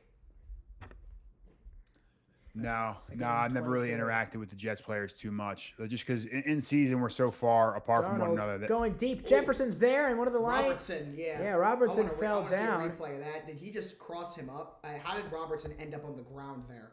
That was 17 yards for Jefferson. I would like to see a replay right now. Nice. How did Amik Robertson just end up on the ground? Let's see. Did he push off or did he cross him up? Honestly, No, he it almost looked flopped. like a flop. Flopped. yeah. He flopped. Marcus Smart. Complete flop. So I that's don't know about that one. It's like, hey, let me try to get you that way. 3 catches for 54 yards. So I was playing Madden this morning with my little brother, and we played this exact matchup. And I was the Vikings. And, Jefferson can't hold on there. And I threw 5 touchdown passes, over 300 yards. To be and fair, his brother two, was 9. 2 2-point conversions, all to Justin Jefferson. And Madden. Well, So, when in doubt, throw it to that man. yeah, he's right? 99 overall. And he was on my fantasy team this year, won me a championship. So Out of time. yeah, I was in that league for a while. All right, now JJ it's should have fourth probably have caught that down. one. This is going to be a 51-yard field goal attempt for Will Reichard, whose season and career long is 58. Last week he hit from 50, from the right hash mark here. Here's the snap, ball put down, kick on its way. Will Reichard right down the middle. With room to spare, too. And it's 10-9, a 1-point game again. Josh and Is I he a talked drafted kicker? Is Will Riker Yes. a drafted kicker? Yeah. Yep, 6th-round pick. Josh and I talked to him actually in Mobile, Alabama, at the Senior Bowl. Or actually, I talked to him. No, I think I Were you did there too. too? I did too. Maybe. He was the most nonchalant athlete I've ever spoken Yeah, to. he was. Like the he way was he very just answered, it was like he answered like he didn't want to, like he wasn't a football player. He answered like, yeah, come Well, I mean, Well, he, I he- mean- he came off as a guy that just like was there to kick, and he didn't want it. Like he seemed like he kind of seemed like he didn't really want to do it. Like I kind of, I mean- I understand. Like he's there to kick. He didn't want to do this interview with these random like TikTokers, you know. Like that was kind of the impression I got. Where I don't blame him. Like I mean, like I asked him like, what's it like to to be like? In yeah, we asked him history, like a very all-time- flattering question. He's an all-time NCAA points leader. I'm like, what is that? What does that mean to you? He's like, yeah. He's like, it's pretty cool. You have the most points in college football history. What do you think? Yeah, about that'll that? do it for you, right? What, you don't like those people that interview you? I don't know how much press you got as a guard. Nah. Well, when I was in New York with the Giants, we had a ton of press. The press is the number one outlet to the fans. You have to interact with the press like that. If you don't interact with the press, you're leaving money on the table. Which, by the way, and now with social media being what it is, players are learning. Not anymore. Now you can go and you can do this. You can come on here. You can have your own narrative. And that's what I'm seeing. That's why the media hates it so much, because they can't create their own narrative. The players are I don't able like to that. start their own.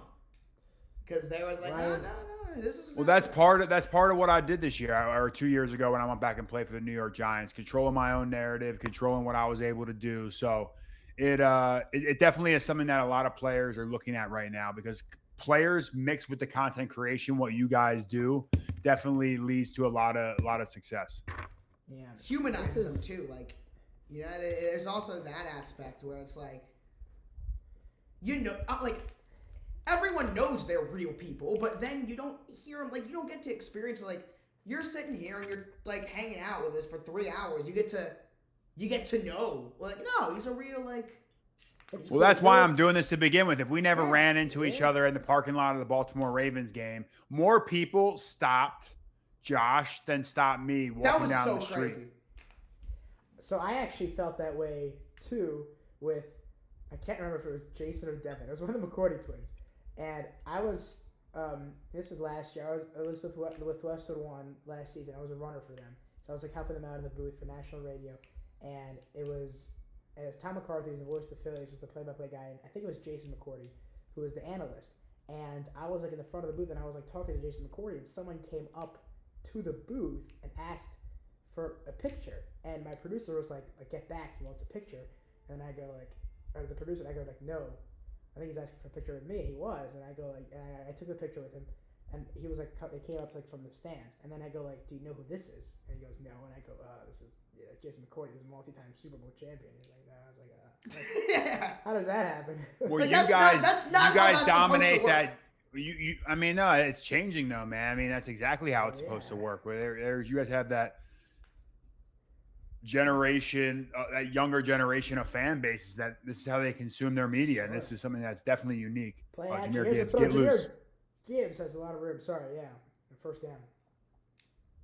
Do you know Colin Thompson? Yeah. Yeah, So he Colin's does. from He does. my he grew up right down the street from me. Yeah, because he also, while he played, started all that stuff.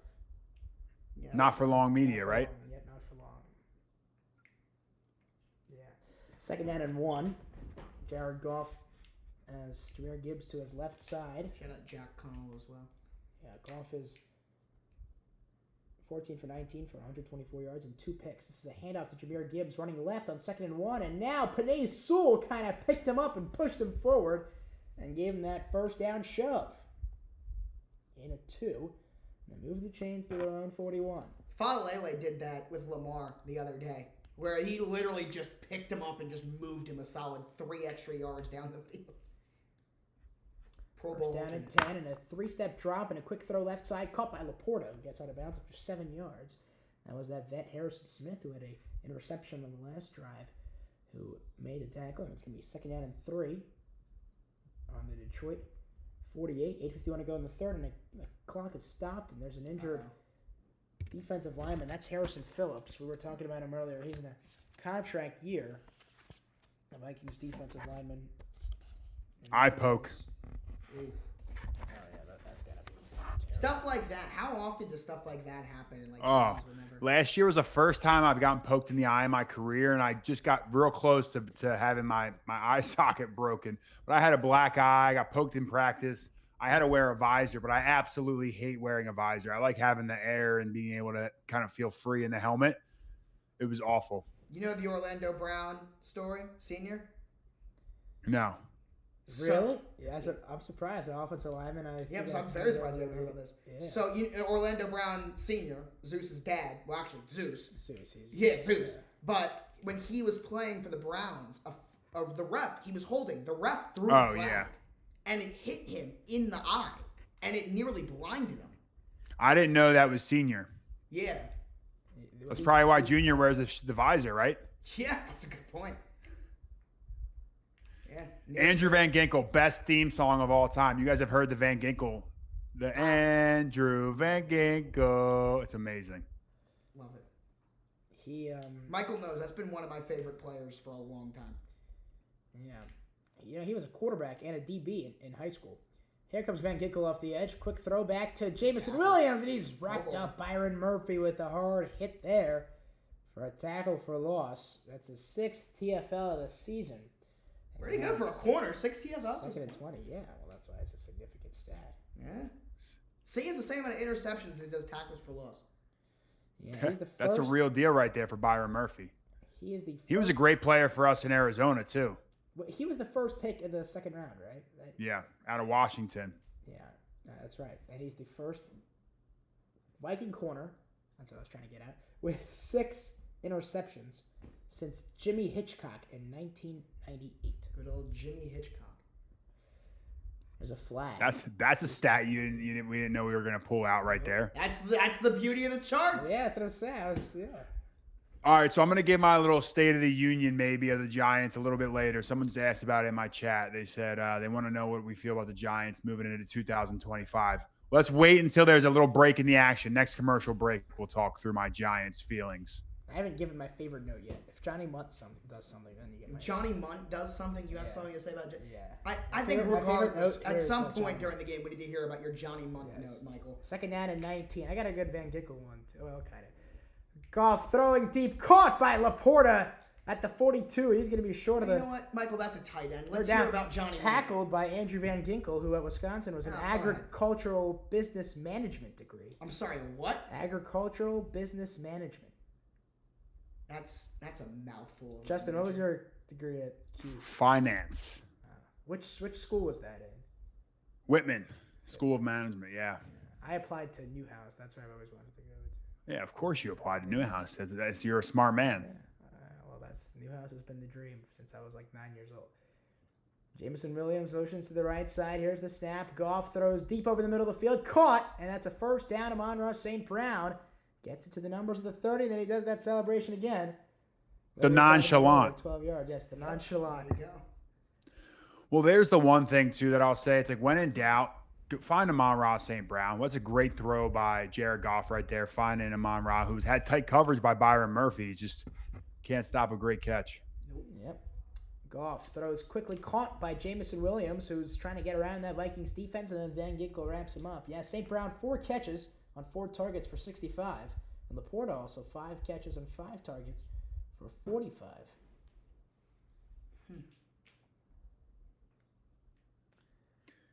Yeah, Van Ginkel's having a great season. I mean, he was great down there with Miami, too. He was a great addition to that defensive line there. He's the perfect in Minnesota. fit for Brian Flores too.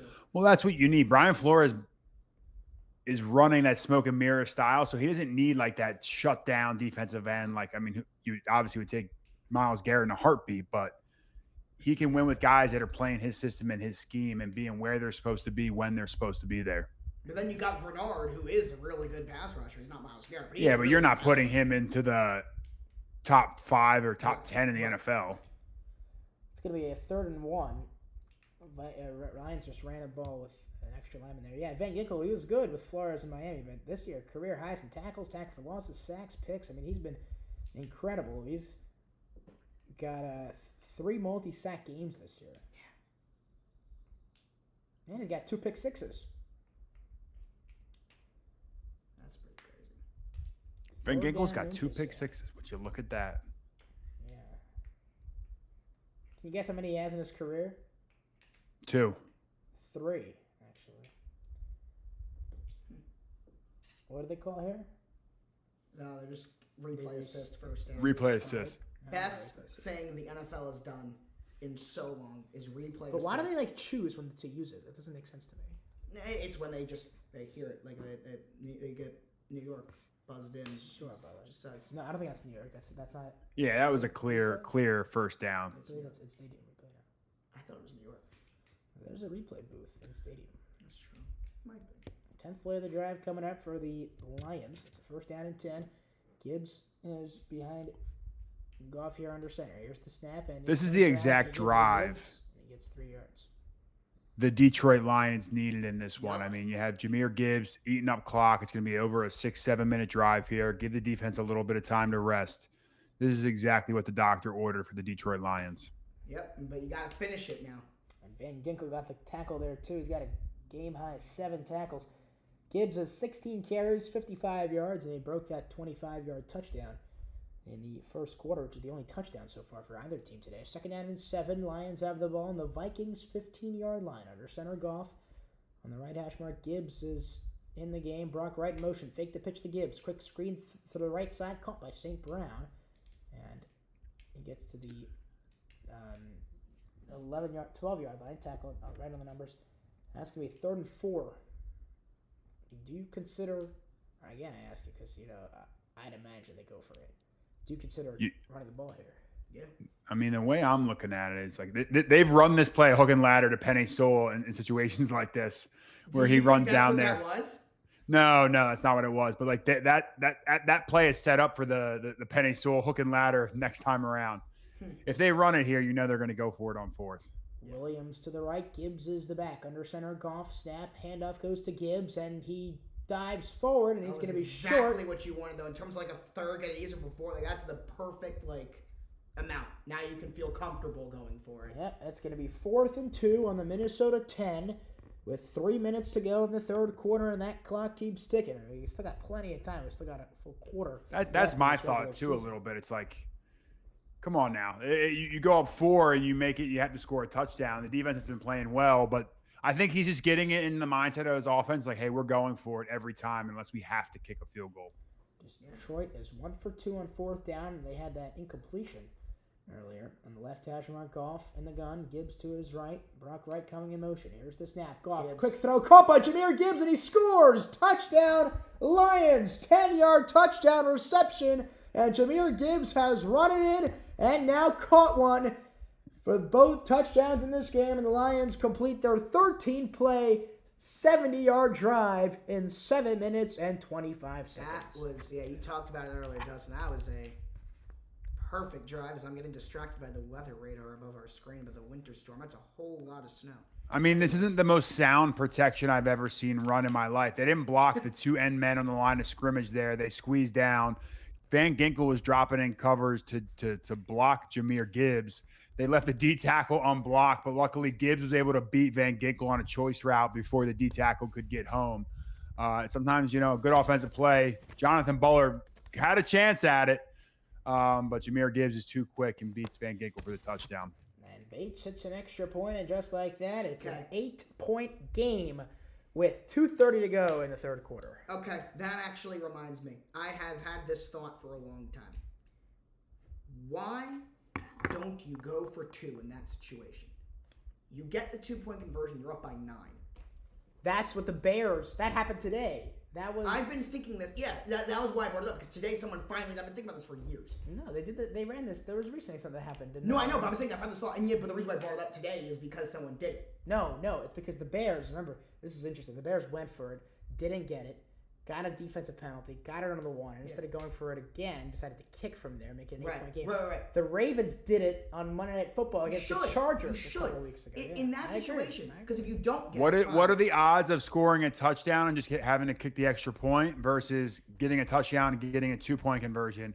And then what are the odds of converting the 2-point? Clearly there's been a math problem done here, and the math has to be saying not to go for 2 and make it a 9-point game. The difference between 8 and 9 is a lot bigger than the difference between 7 and 8. That's the mindset. I know, but how often do you get the 9 versus you only get the 7? Sure, but and then what's the probability of winning at that point? The probability. I'm assuming. 50. I know that. No, it's less than that. It's you. That's what it's traditionally been. So I'm just saying, I think with the analytics that we run nowadays, people would have thought this through. I'm sure someone out there in the chat can give us the math behind it, because it strictly has become a math problem with a lot of these situations in the NFL. But it's a full possession difference. It's huge. I'm with you. I tweeted this out before, and someone actually responded to it with some type of doesn't add up. Eric Eager, who used to work for Pro Football Focus, and now. So Eric told me it didn't make sense. So we have to get Eric Eager on to explain this to us. He's very good. He's a good follow.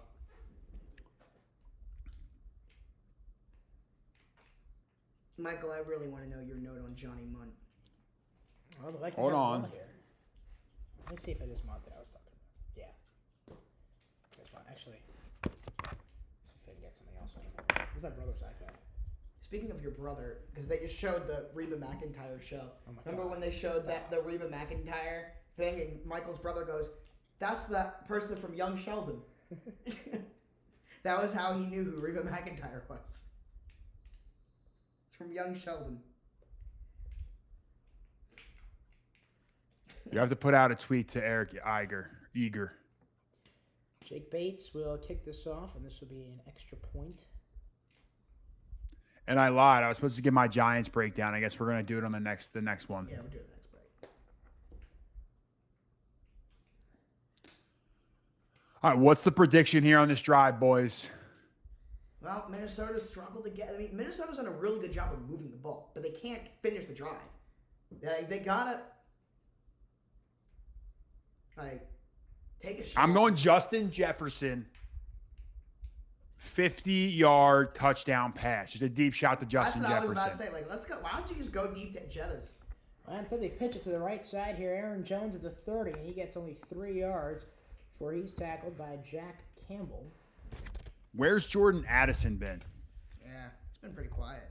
Well, I think they went to him in the end zone a couple, but he didn't catch it. Addison today with 1 catch for 0 yards on 5 targets. So he really has been completely Not a great day. No, not at all. Second down and 7. Darnold in motion, rolling to the right, firing deep, caught by Jefferson at the 40. There he is. Sorry, that's Naylor, actually. That's Jalen Naylor. I saw that arm sleeve. I didn't get to see the number. I saw the arm sleeve. I thought it was Jefferson. No, it's Jalen Naylor. They call him Speedy. And he gets the first down there. Again, at 27, but there's a penalty. Brad Rogers, let's see. Except the penalties today, it's been 3 for the Vikings and 5 for the Lions. If this one's on the Vikings, it's going to come back. Holding. Defense. That's on the Lions. That's on Ifeatu Melifonwu. Who went Oh, there, no. Justin? Oh, no. Not a former teammate, but a former alumnus of Syracuse That's right. University like myself. That's right. Yeah. He was, I have been impressed with the Detroit Lions pass rush today. I feel like they have been getting home. If there is one weakness of this Minnesota Vikings offense, their offensive line isn't great. They're good. They're not great. I mean, they're missing Darius Hall. Here's the snap, and the handoff goes to Aaron Jones for 3 yards to the left. Yes, outside of Justin Jefferson, probably their best player went down. Yeah. Yeah, you miss him, that's for sure. Nice little chess match between these two, Aaron Glenn and KOC, Kevin O'Connell. Yep, minute 20 to go in the third quarter.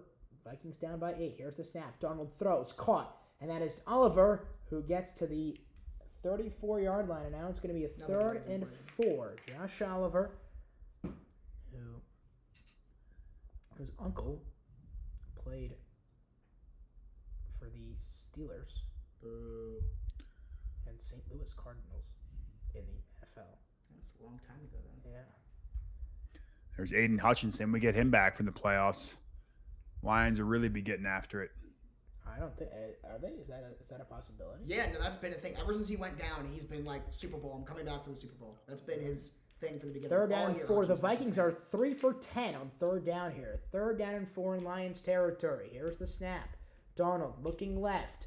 Oh, that's Fires going to be a flag. incomplete going for Hawkinson. Is there a flag? There is not.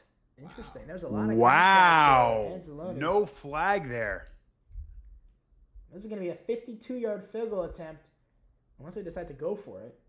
A field goal would make it a 5-point game. Oh, if anything, it's actually, yeah, no, that was. And that was just great coverage. Yeah. I mean, look, he did get there a little bit early. They're slowing it down. Bang, bang, play call. I like that. 4th and 4. Will Reichard from 51 yards. He's already hit from this distance. This is actually from 52. He's hit from 51. Now they adjusted. Hold on. They take the ball away from the long snapper, Andrew DePaula, No, Pro Bowler. and they put it down. I wonder why. I don't know what happened. All right.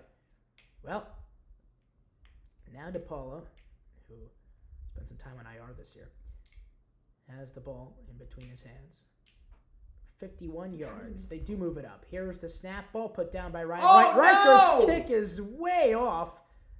Far to the right, no good. He's hit from 51 and missed from 51, and it stays an 8-point game with 23 seconds remaining in the 3rd quarter. The arrows behind the field goal were right finally. They were kept pointing out there to the right. They finally hit one. Yep, they got it. They've been trying. And the Lions will take over here Buffalo Wild Wings commercial. towards the end of the 3rd quarter. All right, let's get your Giants. All right, so my Giants take is you keep Dayball, you keep Joe Shane, you take best available. I don't think it's a quarterback this year, and everyone's like, you need a quarterback. He's going to turn the franchise around.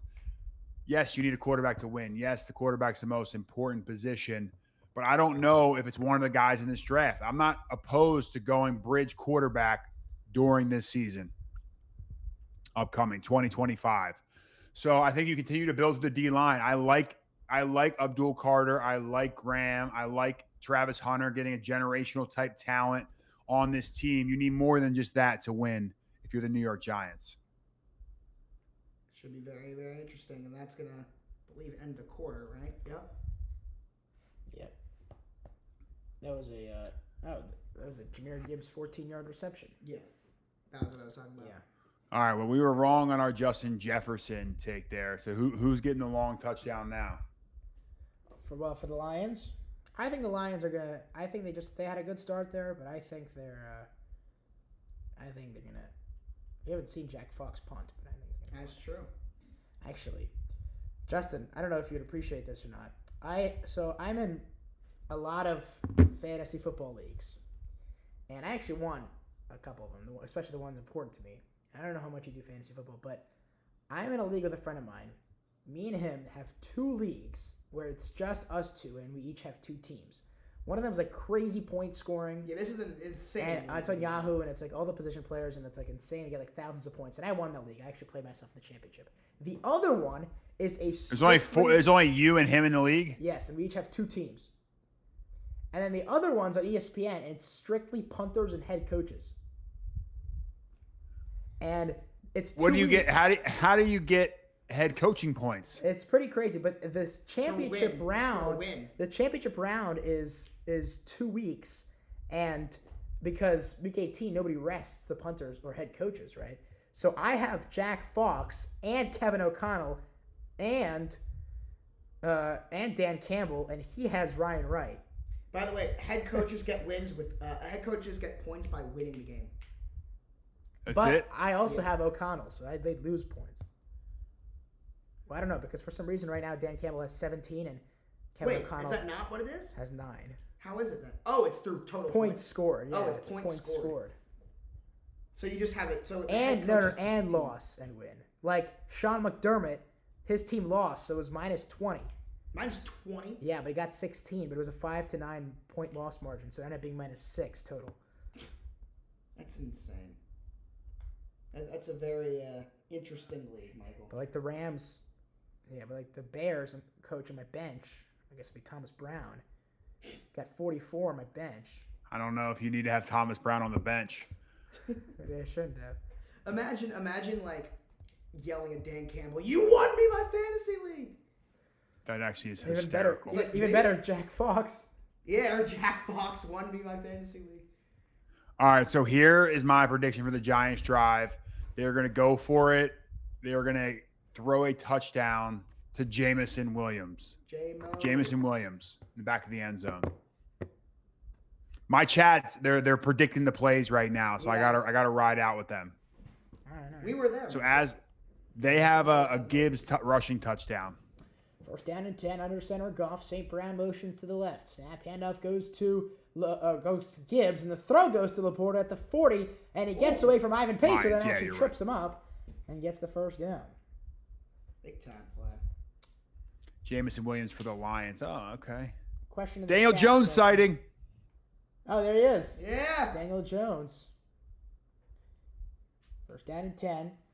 We'll get to that question from our Twitch chat in a minute. Here's a quick Oh, throw to no. the right side. Oh, no, it was dropped. Andrew Van Ginkel, who we were talking about, He almost had another one. had 2 pick sixes on the year, just dropped what would have been his 3rd. Oh, That is terrible. that was there.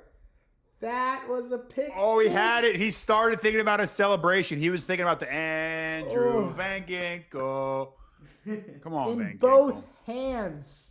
Oh, That is tough. Wow. That would have completely shifted the entire trajectory of this football game. Second down and 10. Goff, a bullet pass caught by St. Brown. Getting When in down doubt. to the 25-yard line.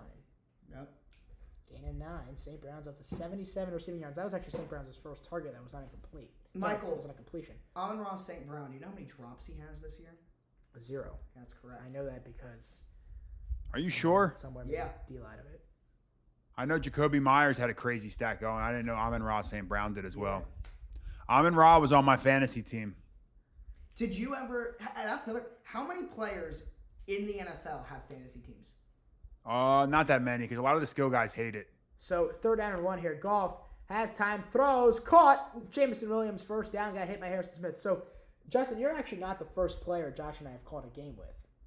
Oh yeah. Last year, Christmas, we caught a game with Hollywood Brown. Wow.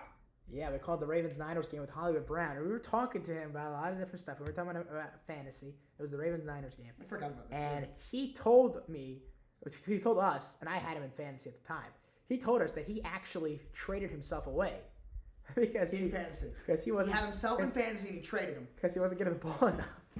Okay, yeah. Come on, Hollywood. You got to keep yourself on the team and go make some plays. Yeah, seriously. There's Gibbs in the carry, left side of the 10. Oh my- Jameer Gibbs in the 5. Jameer That Gibbs was- scores for the 3rd time today. And He's the Lions fastest man extend their alive. lead. Man, He is literally shot out of a cannon, fastest man alive. Yeah, he just shifted up a There's a hell gear. of a block on that play too. I didn't see who it was, but so On the left side. Yeah, I know you saw it. My chat, we had Gamer Nerd. He predicted the Gibbs touchdown. He is. And when the other team can't score, who had that block? Someone delivered a real good block here. Was it wasn't Laporta? Laporta. Was it? Laporta. Laporta. Was it Laporta? Yeah. And extra point from How- Bates Ooh. is good. I think that may have hit the inside of the post. How fired up do the offensive linemen get when a tight end does something like that? Oh, he's getting all sorts of love in the meeting room the next day. Because right now you don't even know what happened and what made it go. Well, I guarantee Laporta's like, I pancaked my guy. He's probably screaming about it on the sideline. So the guys now know about it for sure. I actually Is Jameer Gibbs the best running back in football? Saquon Barkley, Derrick Henry. Derrick Henry. You're taking Derrick Henry over Jameer Gibbs I'm right now. definitely taking Saquon. You know who I'm not taking over Jameer Gibbs? I'm not taking Bijan Robinson I love over Bijan. Jameer Gibbs. Oh, I don't know. I love Bijan. I'm taking Gibbs.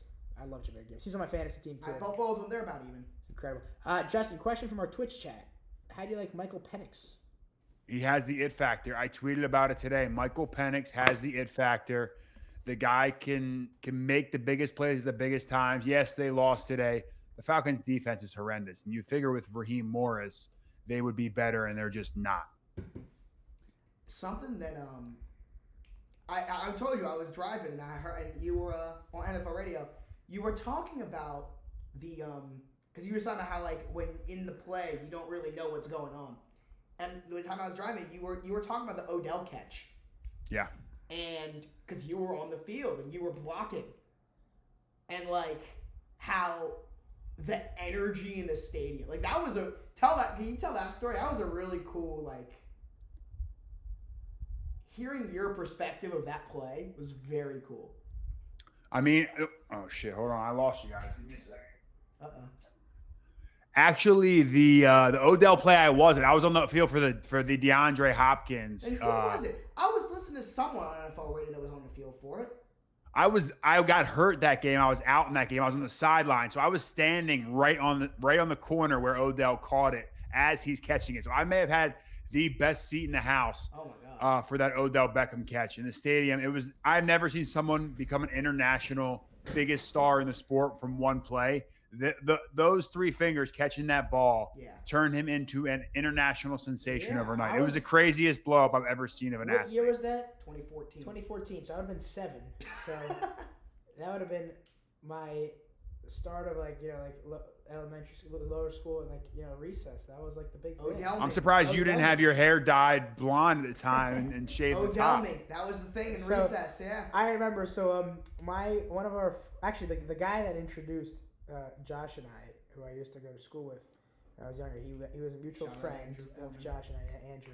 So he had a birthday party during a Ravens game. It was during the Ravens-Giants game Oh my god. in New York when Odell Odell single-handedly beat us. yeah, and the guy, I don't know if were you on the team for that game? Yeah. Yeah, so the guy that Odell beat was Eric Weddle. And I Yeah. remember I was at this party and Andrew was neighbors at the time with Eric Weddle, and his son was next to me watching the game. And it was like really awkward because Odell had His dad just Bird. blew the game. Yeah, and he was right there. But I just remember Odell back then, like when I was growing up, Odell was... It was Odell and Cam Newton were like the guys growing up when we were like little. Those were like, it was Cam, JJ Watt, and Odell were like, Yeah. those are like the nostalgia players. Damn, that makes me feel old. It I remember really- my feel old moment. Zach Allen, who now plays for the Denver Broncos, told me that I was on his Madden team when he was in like high school or middle school, whenever it was. And I was like, come on, man, they're making me feel old. And I was only like 7 or 8 years older than him. You guys make me feel very old. Talking about 7 years old when Odell made the catch. Growing up for you, like, who were those players that were, like, nostalgia, like? It was those Eagles teams. It was Donovan McNabb. It was Trey Thomas. It was Deuce Staley. Brian Westbrook. Those Eagles teams that had those players were my years. So it would be like the early on Ray Lewis. Yeah. Honestly, That's the forearm. I saw that picture. Anzalone playing through that. Broken forearm. Everybody wants to be a dog, so you got to do what a dog has to do. I like that tweet. Vikings got some work to do. Down 15. Darnold, quick throw, caught by Akers at the 30. And he gets to the 35-yard line. 12 and a half to go in the fourth quarter. You got to get something going here quick, man. You're down by 15. You gotta. I'm doubling down on my Justin Jefferson. I'm gonna predict a Justin Jefferson touchdown. Your offense has been done nothing. That's the guy who's gonna unlock your offense, at least in theory. A lot of pressure by the Lions tonight. Sometimes I want to say Giants instead of Lions, but the Lions defensive line has done a good job tonight. Akers coming in motion here. Darnold, empty backfield on the left hash mark. Naylor in motion. Here's the snap. Darnold pump fakes left, rolling around to the right on 3rd and 5. Pump fakes again. Fires incomplete. Flag down in the secondary. Anzalone is not happy.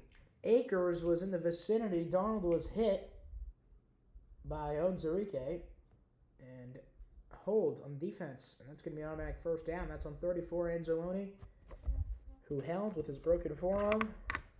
So Tyreek Hill tweeted this out. Love Finn Nation. Blessing y'all open the doors for the Hill family forever. Nothing but respect and love. That's a farewell tweet. He's emotional right now. The game just ended. They're cutting a check to him. I mean, there's a lot to still be figured out there for that. Who's down for the Lions right now? Levi Onwuzurike. 4th year out of Washington. He played with Kyler Murray in high school. Onwuzurike did. At Allen High School. He was one of the best Texas quarterbacks of all time.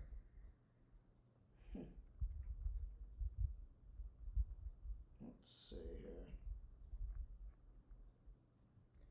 Maybe that's just one of those diva cryptic wide receiver tweets.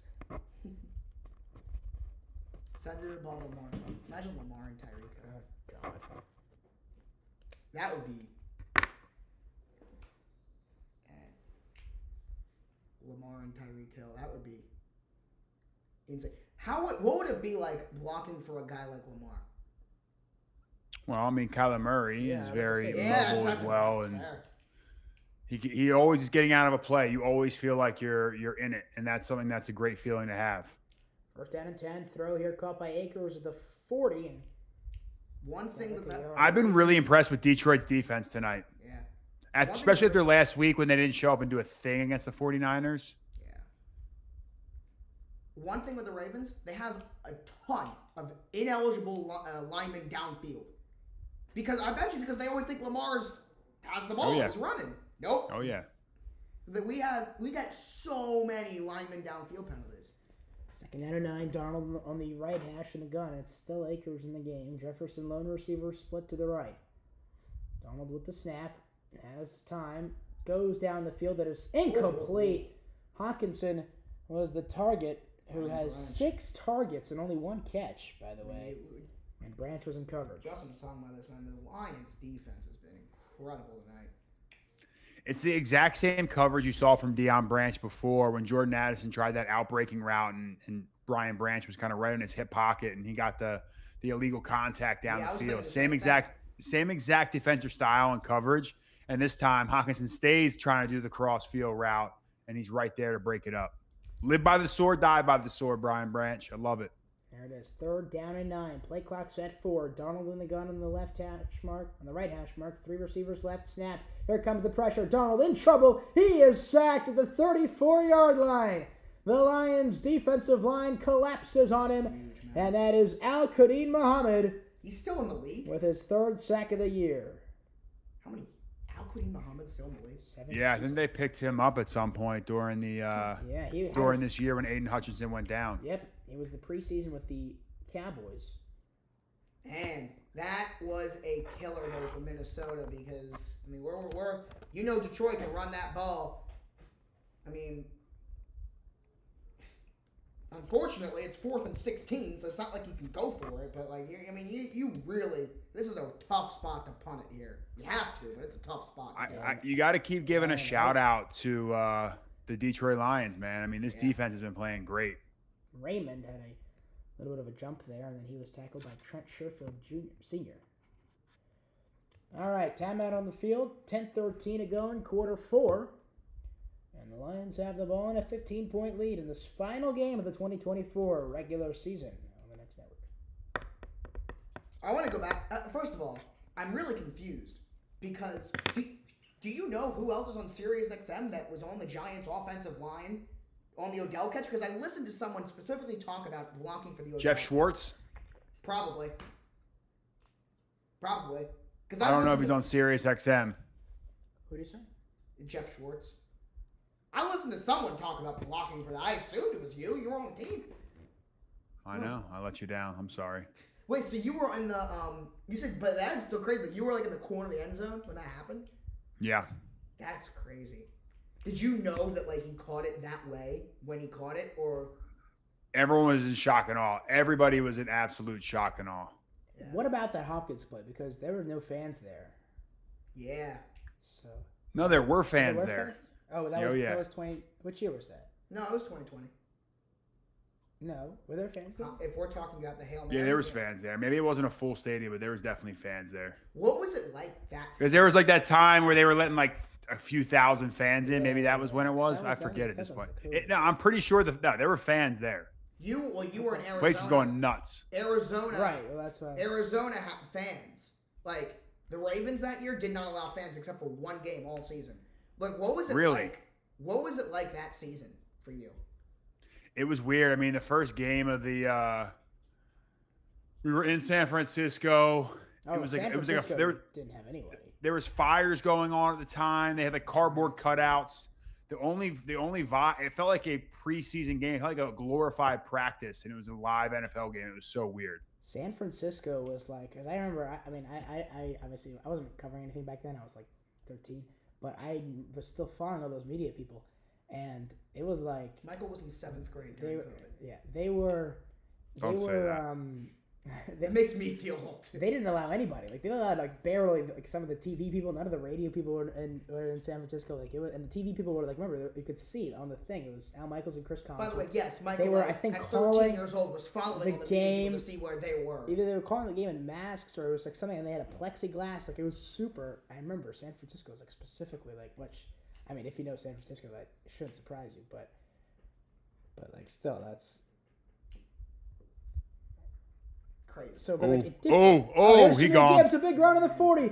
Far side, 50. Jameer Gibbs, 45. And he is finally taken down after 47 yards He by got it. He got Byron it back. Murphy. They fell on him. And then the ball came out and the Lions recovered it.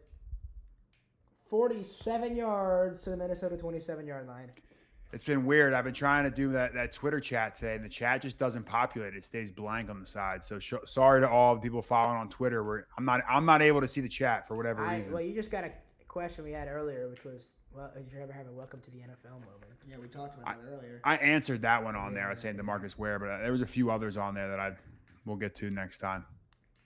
Sure. All right, so first down and 10. Jameer Gibbs, man. 27, 19 carries, 117 yards, and 2 touchdowns. My fantasy football first 2-round picks are in this game, actually. Jefferson and Gibbs. Here's a carry, and that's 6 yards. Michael, look at that snow. I also had Jameer Gibbs on my fantasy football team. I love Jameer Gibbs, man, this year. I traded for him, actually.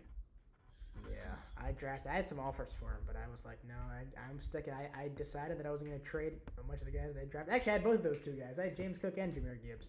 2 touchdown leaders this year. Well, it's good to have those two guys. I'm going to miss that team. And Brian Thomas Jr.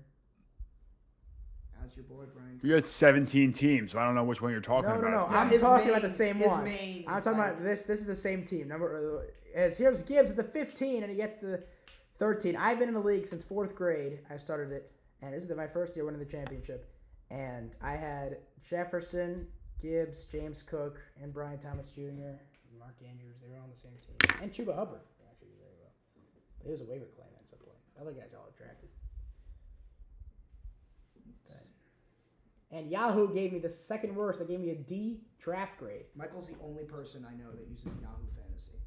I also use Yahoo, and I like Yahoo. Yeah, most I like it better than ESPN. I agree, definitely better than ESPN. I like it better than. Well, ESPN's going to get mad at me now. I work for ESPN. Sorry. I gotta actually. We'll First get and this. 10, Get this snap, after the draft. handoff, Gibbs at the 10. He gets the 9. Why not keep feeding him? That's 5 yards. And Murphy on the tackle again. Yeah. Question here from the chat. Tyler wants to know if you're done. You considering coming back and playing? You officially retired? What's the? We were kind of waiting around to see what's going on in these playoffs. If a team calls and said, "Hey, can you be ready by the Super Bowl?" I could go lift some weights real quick and be ready to roll. So You gonna haven't back officially up- you gonna retired back up just Falele? yet. Yeah, back up Falele. He could spare a few pounds. Yeah, that's true. Second down and 5. Goff under center. Tim Patrick going. Is Craig left, Reynolds Brown going to get right. in? This is Reynolds. Yeah, they took Gibbs out of the game. Play clock's at 3. Snap, play action. Goff rolling all the way to the right side. No, He Jared, is that going was such to a- step out of bounds and lose 4 yards. That's interesting. 7:03 to go. in the That's a fourth sack. quarter. That goes on the That's offensive about line a as a sack. sack. Sack by Bullard. They better not get that sack out. Here's the thing, though. They're now under 7 minutes in this game. Like, Minnesota, you're in trouble now. You look at that clock. Over 4 minutes. The clock keeps running. That, by the way, is why he did it. Because the clock is still moving. That is why he didn't throw it away. But, I mean, I'd rather have the yardage, right? Yeah. 3rd and 9. Snap. Goff throwing quickly. Caught. And that is going to be short of the first down. So it's going to be 4th down here. That's Sam Laporta. It's going to be 4th and 3. Dagger time. 4th and 2 in the Minnesota 6. This is where. See, why would you go for this here? Because if you kick a field goal, it's an 18-point game. Yeah, well, you see right here, the analytics play, because we talk about analytics, the analytics play is to kick it. It's a 3-score game if you kick this. This is stupid, but whatever. Well, you don't know if they're going to snap this or not. Yeah, there you go. Maybe he's trying 31 to. head coaches, I don't think would snap it.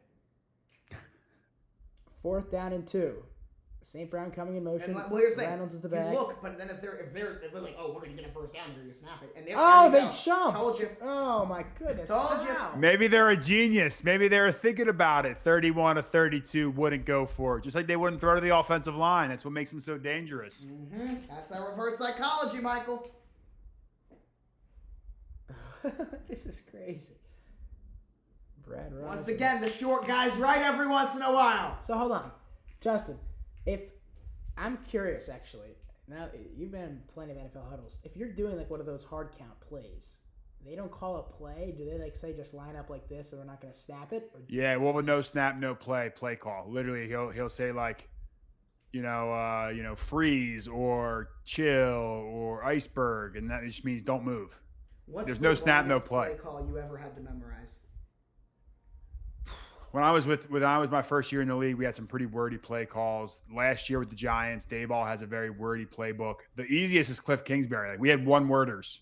Like we would say, I don't know, I'm looking around right now. We would say like Viking, and Viking would mean something. We would say Lion, and it would mean something. And everyone knew like the long play call translated into a one-worder. And So you had to remember a bunch of one-worders, but goal, once you're in here's the Jahmyr offense. Gibbs at the 5, and Jahmyr Gibbs He's is still still up. pushing, and he has his Oh! 4th touchdown of this Week 18 game. How about that? Jahmyr Gibbs, 4 touchdowns. 4 yards for his 4th score, and it is 30-9. The He's Lions are pulling just up 4 pouring things. it on this Vikings The defense. Detroit Lions are about to get the #1 seed for the first time in franchise history. Wow, good for them, man. Good for the Detroit Lions. The Minnesota Vikings will be traveling to LA Yeah. to play the Rams. Kevin O'Connell going back to his former boss's place. Yeah. All right, I like that. You were there earlier, Justin. We called that game, right? In LA for Vikings Rams. Yep. So, And the Vikings stuck it to them. I mean, the Vikings went out and dominated that game, but the Rams were a different team at that point. No, I think Their that was offensive line. the won that Rams game. won. Oh, yeah, they did win that game. That was oh my yeah. God. It was. Yeah, that was right. the They first did win one. that game. So they won 30-20. So the Vikings had gone 5-0. Then they had the Yep, bye. you're right. Then they lost to Detroit. The Rams are the only team, not the Lions, who have beaten the Vikings. You're right. The Rams took it to the Vikings. I was thinking because the Vikings actually had the crazy fan base there. It was 60-40 Vikings fans. It'll be Skull Chants will be echoing through SoFi Stadium. The Rams actually stuck it to the Minnesota Vikings. I remember we got a little rowdy in the That was the stadium seating. Remember there was the no call on the what was it, face mask? Face mask. Yep. Darnold. Yeah, so that was because that was when the Rams were like at a very low point, and we didn't think they were going anywhere. And the Vikings they'd just come off a loss to the Lions, so that was a 2-point game against a team like the Lions. It seems like it's going to be very similar timing here. The Rams don't look very good. They're kind of limping into the playoffs. The Vikings just lost to the Lions. Yeah. What's going to happen? It's gonna be a great game. So let's do that. Let's just do that game. Let's just decide right now. Monday night. To do Vikings Rams Monday night. Justin, are you? I like that one. I like that one. You want to do it? Well, we're gonna see. We're gonna see. yeah, We gotta make sure I can make that happen. I got. Sure, me too. Yeah. Actually.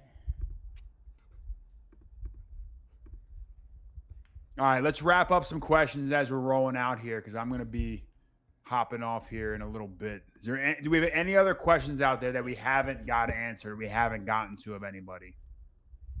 This has been awesome, by the way. This has been so cool. This came out of left field. I've been running live streaming since like 1 p.m. Eastern today. Wow. Long day. Long day. But a fun day of football, too. It's been a really great day of football. In the early window, it's insane. Yeah, we'll take a look at some results here around the NFL, starting with yesterday's results. The Ravens beat the Browns 35-10, clinched an AFC North victory. The Bengals beat the Steelers. Here, that didn't hold on. matter. Michael here, because I'm Let's getting some every questions score. here. I'm getting some questions though. All right, go ahead. I want to hear what was Justin's favorite pregame ritual?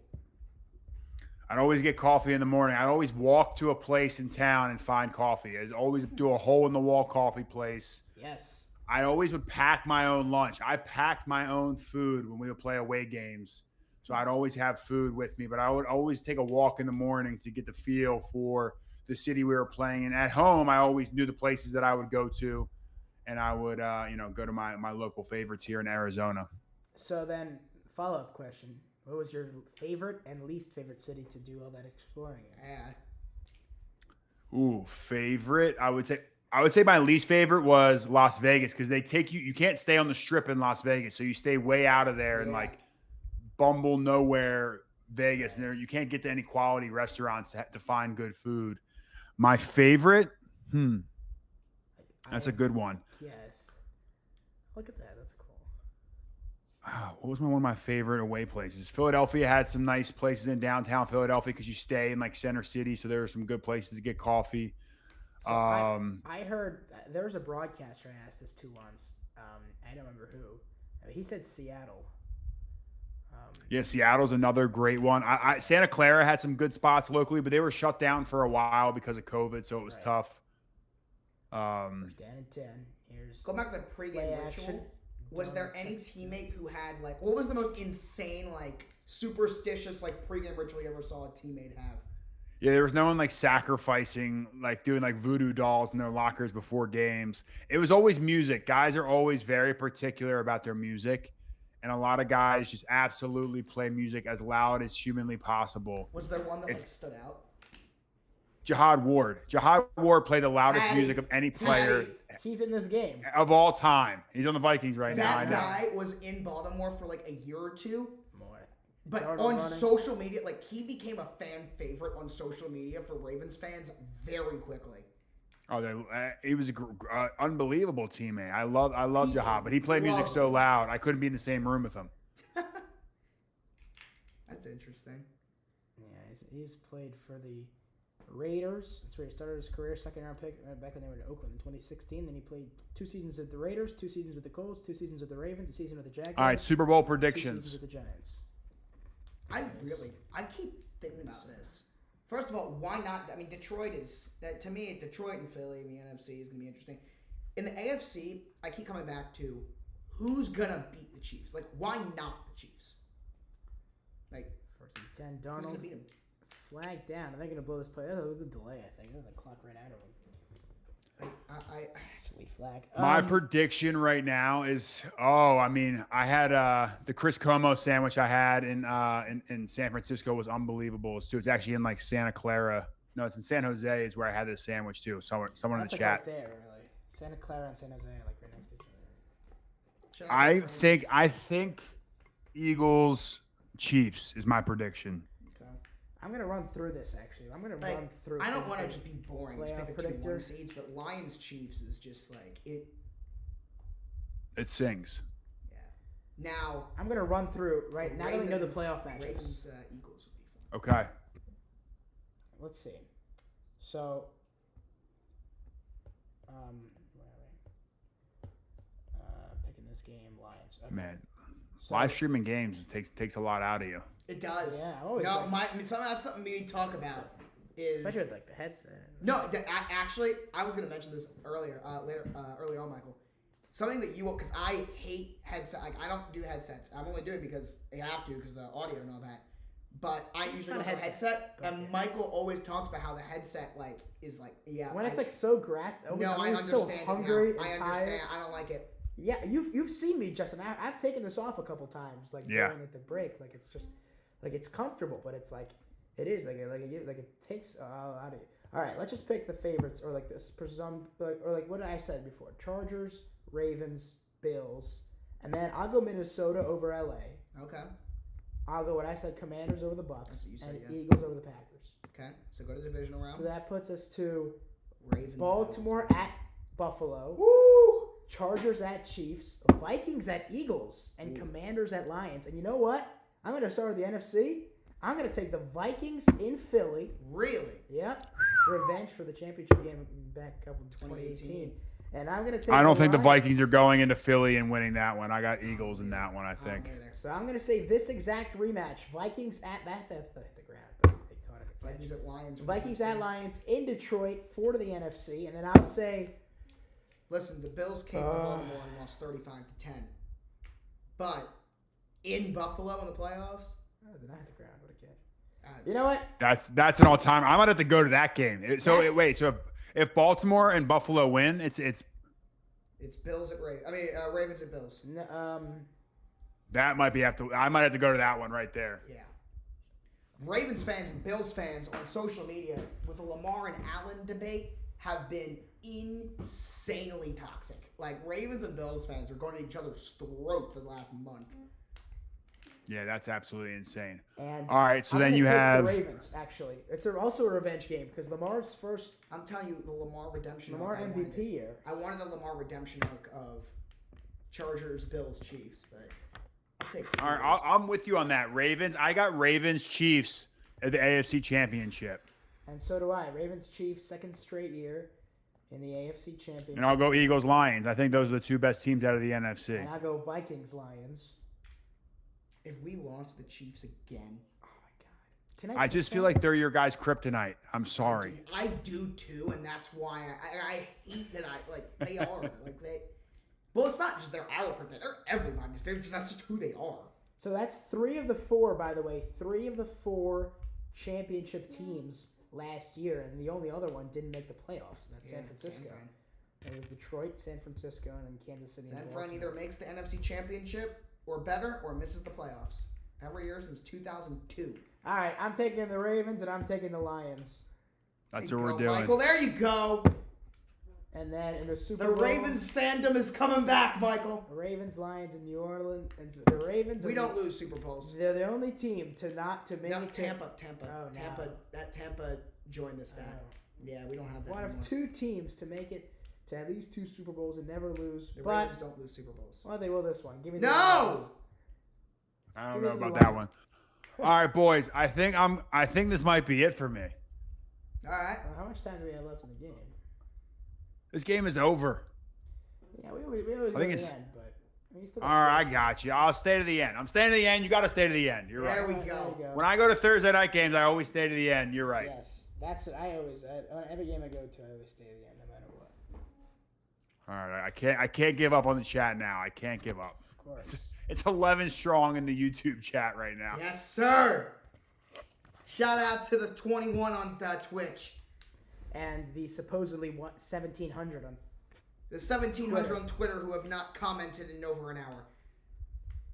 Or See, shout out 1,700. Elon. I think there might be a few bots in there. What do you guys think? Come Yeah. on. A few TikTok. TikTok would get us a lot more. I feel like. Yeah, So TikTok we're well over 100 on TikTok, so. So you just gotta wait for that one business day. Yeah. Did you guys not pull it up on your phone? We could, but like the audio wasn't gonna we needed the way to do it is we're just gonna on Monday night or whatever game we do. And they reversed the 5-yard completion on first down to an incompletion, and now it's 2nd and 10 instead of 2nd and 5. That's a real game changer there, Josh. Yeah, it is. TJ Hawkins. I love that they had to go to review for that. Commercial break. That's just like, come on. 22-point lead for the Lions. 4:20 to go in the fourth quarter. 31-9. Donald with the snap here on the left hash mark. Throws caught by Jefferson. Oh, Ball ball! is punched out, tipped up, and then picked up by Pascal. my God. He's running back 40, 35 out of bounds to the 34. And the big man, Josh Pascal, 282 pounds with his second fumble recovery of the season. Wow, that's surprising. And Is first down Jahmyr for Gibbs Detroit. going to get a 5th touchdown? Let's do it. He better not be in the game. Yeah, get Craig Reynolds. Catch, fumble, yep. Kendall Vilder was the one who forced the fumble. That's his It's how many second forced fumble of his career. What I want to know, Michael, I don't know if you have it on your chart. How many fumbles is that in Justin Jefferson's career? Because it can't be many. I was going to say. I don't actually have fumbles here for receivers. Pick a shit though. Well, look it up. Let me look it up. Good old Pro Football Reference, one of the greatest websites of all time. Let's see. I have another question for you, Justin. Actually, when you were in the league, so a couple weeks ago, This is 5th fumble. It's his 2nd of the year. Interesting. a couple of weeks ago, Puka Nacua came on the record and goes, "I just found out this week we play in the NFC West." Oh my God, yeah. Is that Wait. He did not say that, did he? Yes, he did. Oh, Puka. Is that like a That's thing? bad ball, Puka. That's real bad ball. Are players that blind to what's happening outside of No. their team? No. Yeah, that's just him. No. And here's the other question: do they watch the other games? Like, Yeah, that is would a- a Ravens player watch this game? Or does it depend? I mean, I love ball, man. I'm watching Oh, the this game. guy's- I'm locked in. Like that's I love watching football. So yes, I'm definitely What would you? But like, But the average player, Yeah, like who's the been- the average player is probably not watching the games. Yeah. really? So you think there are more players not watching it than watching it right now? Ooh. Yeah, I think there's more players not watching, especially after their game. You're traveling back home. On the primetime games, like Thursday Night Football, Monday Night Football, yeah, I bet you guys are watching it. But like on a Sunday after your game, you're not watching it. What about the draft? Yeah. Any players like really like do they know the To see if other they're getting than their- replaced. To see if they're getting replaced. No, but like even like other teams from like other schools that they don't follow. Does anybody follow the draft like that? No. I mean, we're typically practicing on Saturdays, so we don't get to watch that much college football. You'll get to watch like the tail end of your game after a walkthrough, so it's not as crazy. By the way, quietly, Sam Darnold had his worst game of the year today by far. Not quietly. I mean, like we're Pretty watching loud. it.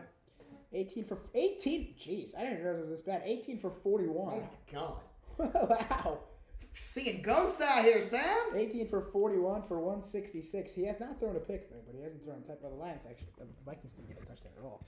And Jahmyr Gibbs has all 4 for the Lions. By the way, that Pascal fumble was not actually a fumble. Because the Vikings still have the ball. 4th and 15 now. Darnold with the snap. It's a blitz from Detroit. They get to him. Darnold throws short for Jalen Naylor.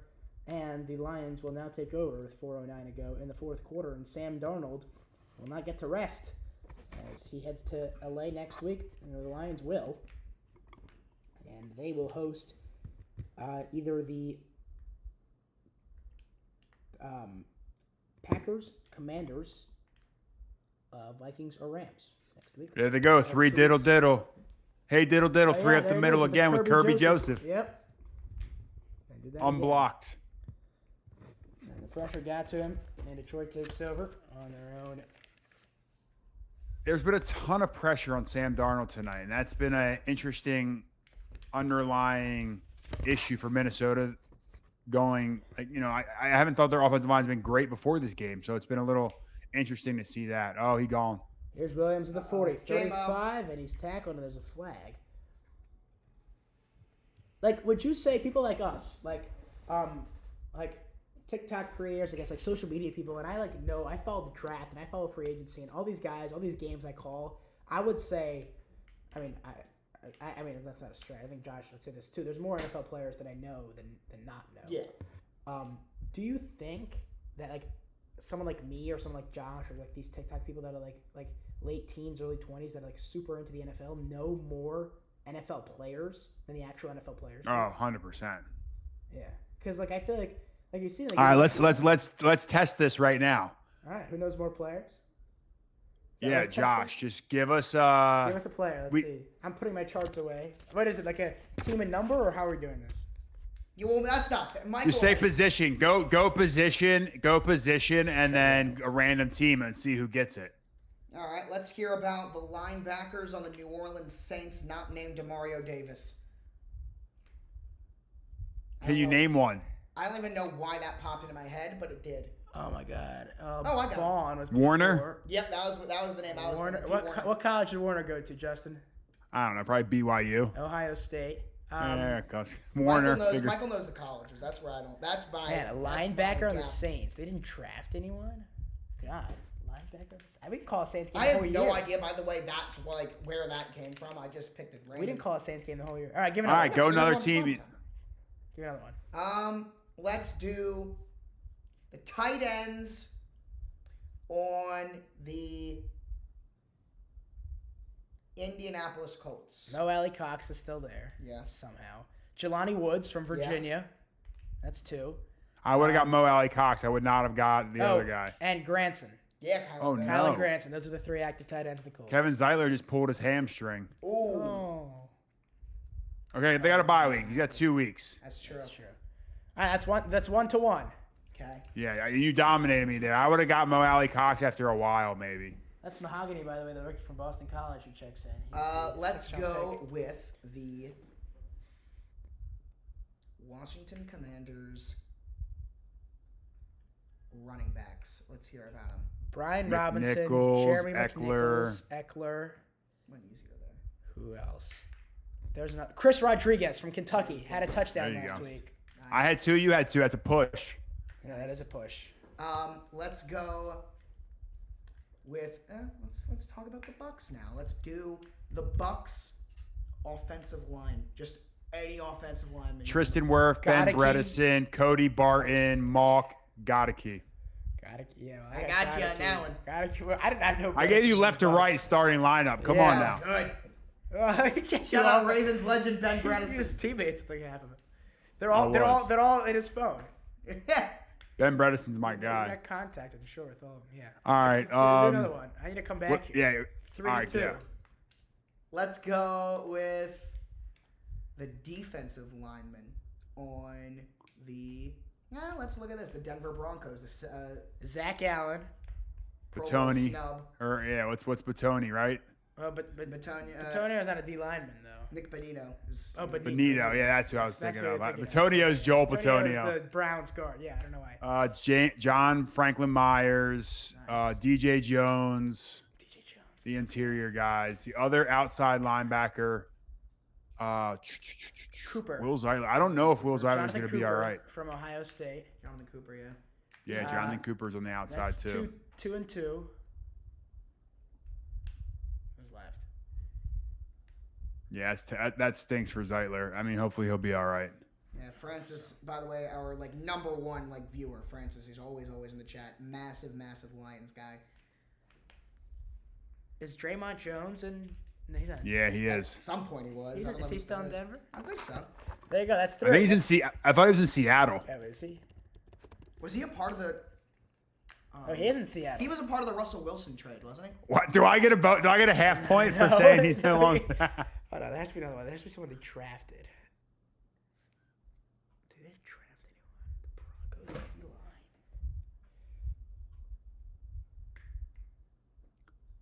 Oh my god. Yeah, I don't know. I guess it's another push. Yeah, I Two- guess two. so. Let's hear about the. But like, you think most guys will get this in the NFL? Yeah, or like- you don't No, think anybody- no. If you're the fact that I'm getting some of these is impressive. Right. Anyone else, Josh? You got? Sure. Let's go with the long snapper of the No. Cleveland Browns. You got me there. Yeah. Aaron Brewer, if it's the Arizona Cardinals, that's all I got. I know a couple, but I don't know. Unless I call their games often, I don't know. Who's our long Browns. snapper? Don't answer. Justin, Justin, you know who our long snapper is? Why would he know who our long snapper is? No idea. Nick Sorry, Moore. pal. Shout out to No. Nick Moore. Yeah, it is Nick Moore. Yeah, no, that's interesting to think about. Is it Orr? Is it Tyler Orr?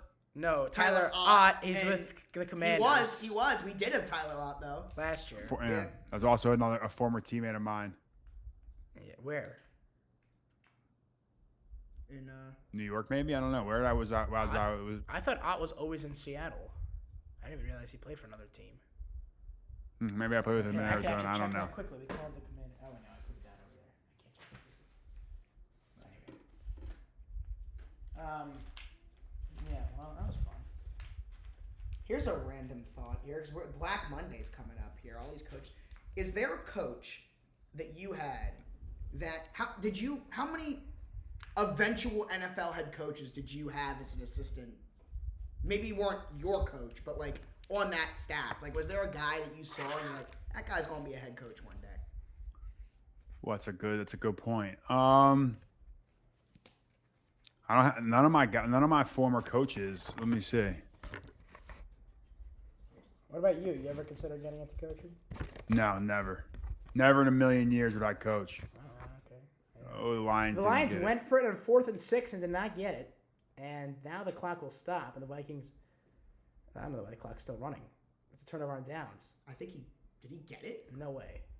Why is the clock? I guess he did. He Oh. got it. That's why. First down and the clock's running.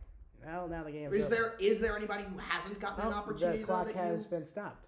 was it? I'm like looking at NFL head coaches. I literally haven't played for any. This is actually a crazier stat. Not one single head coach I've ever had is a head coach still Oh, they've ever. in my entire career. Wow. I've never had any of these head coaches on any coaching staff I've ever been on, besides Brian Daboll, Right. who Oh no, Reynolds was short, by the way, and the Vikings are, yeah, in fact, taking over. But I don't know, they still ran like. it's a Lions lot fan of the and Shanahan Skull tree, a lot of the Andy Reid tree, and I never played on that tree. Is there anybody who hasn't gotten an opportunity though that you ever played for and you thought they like could be a head coach?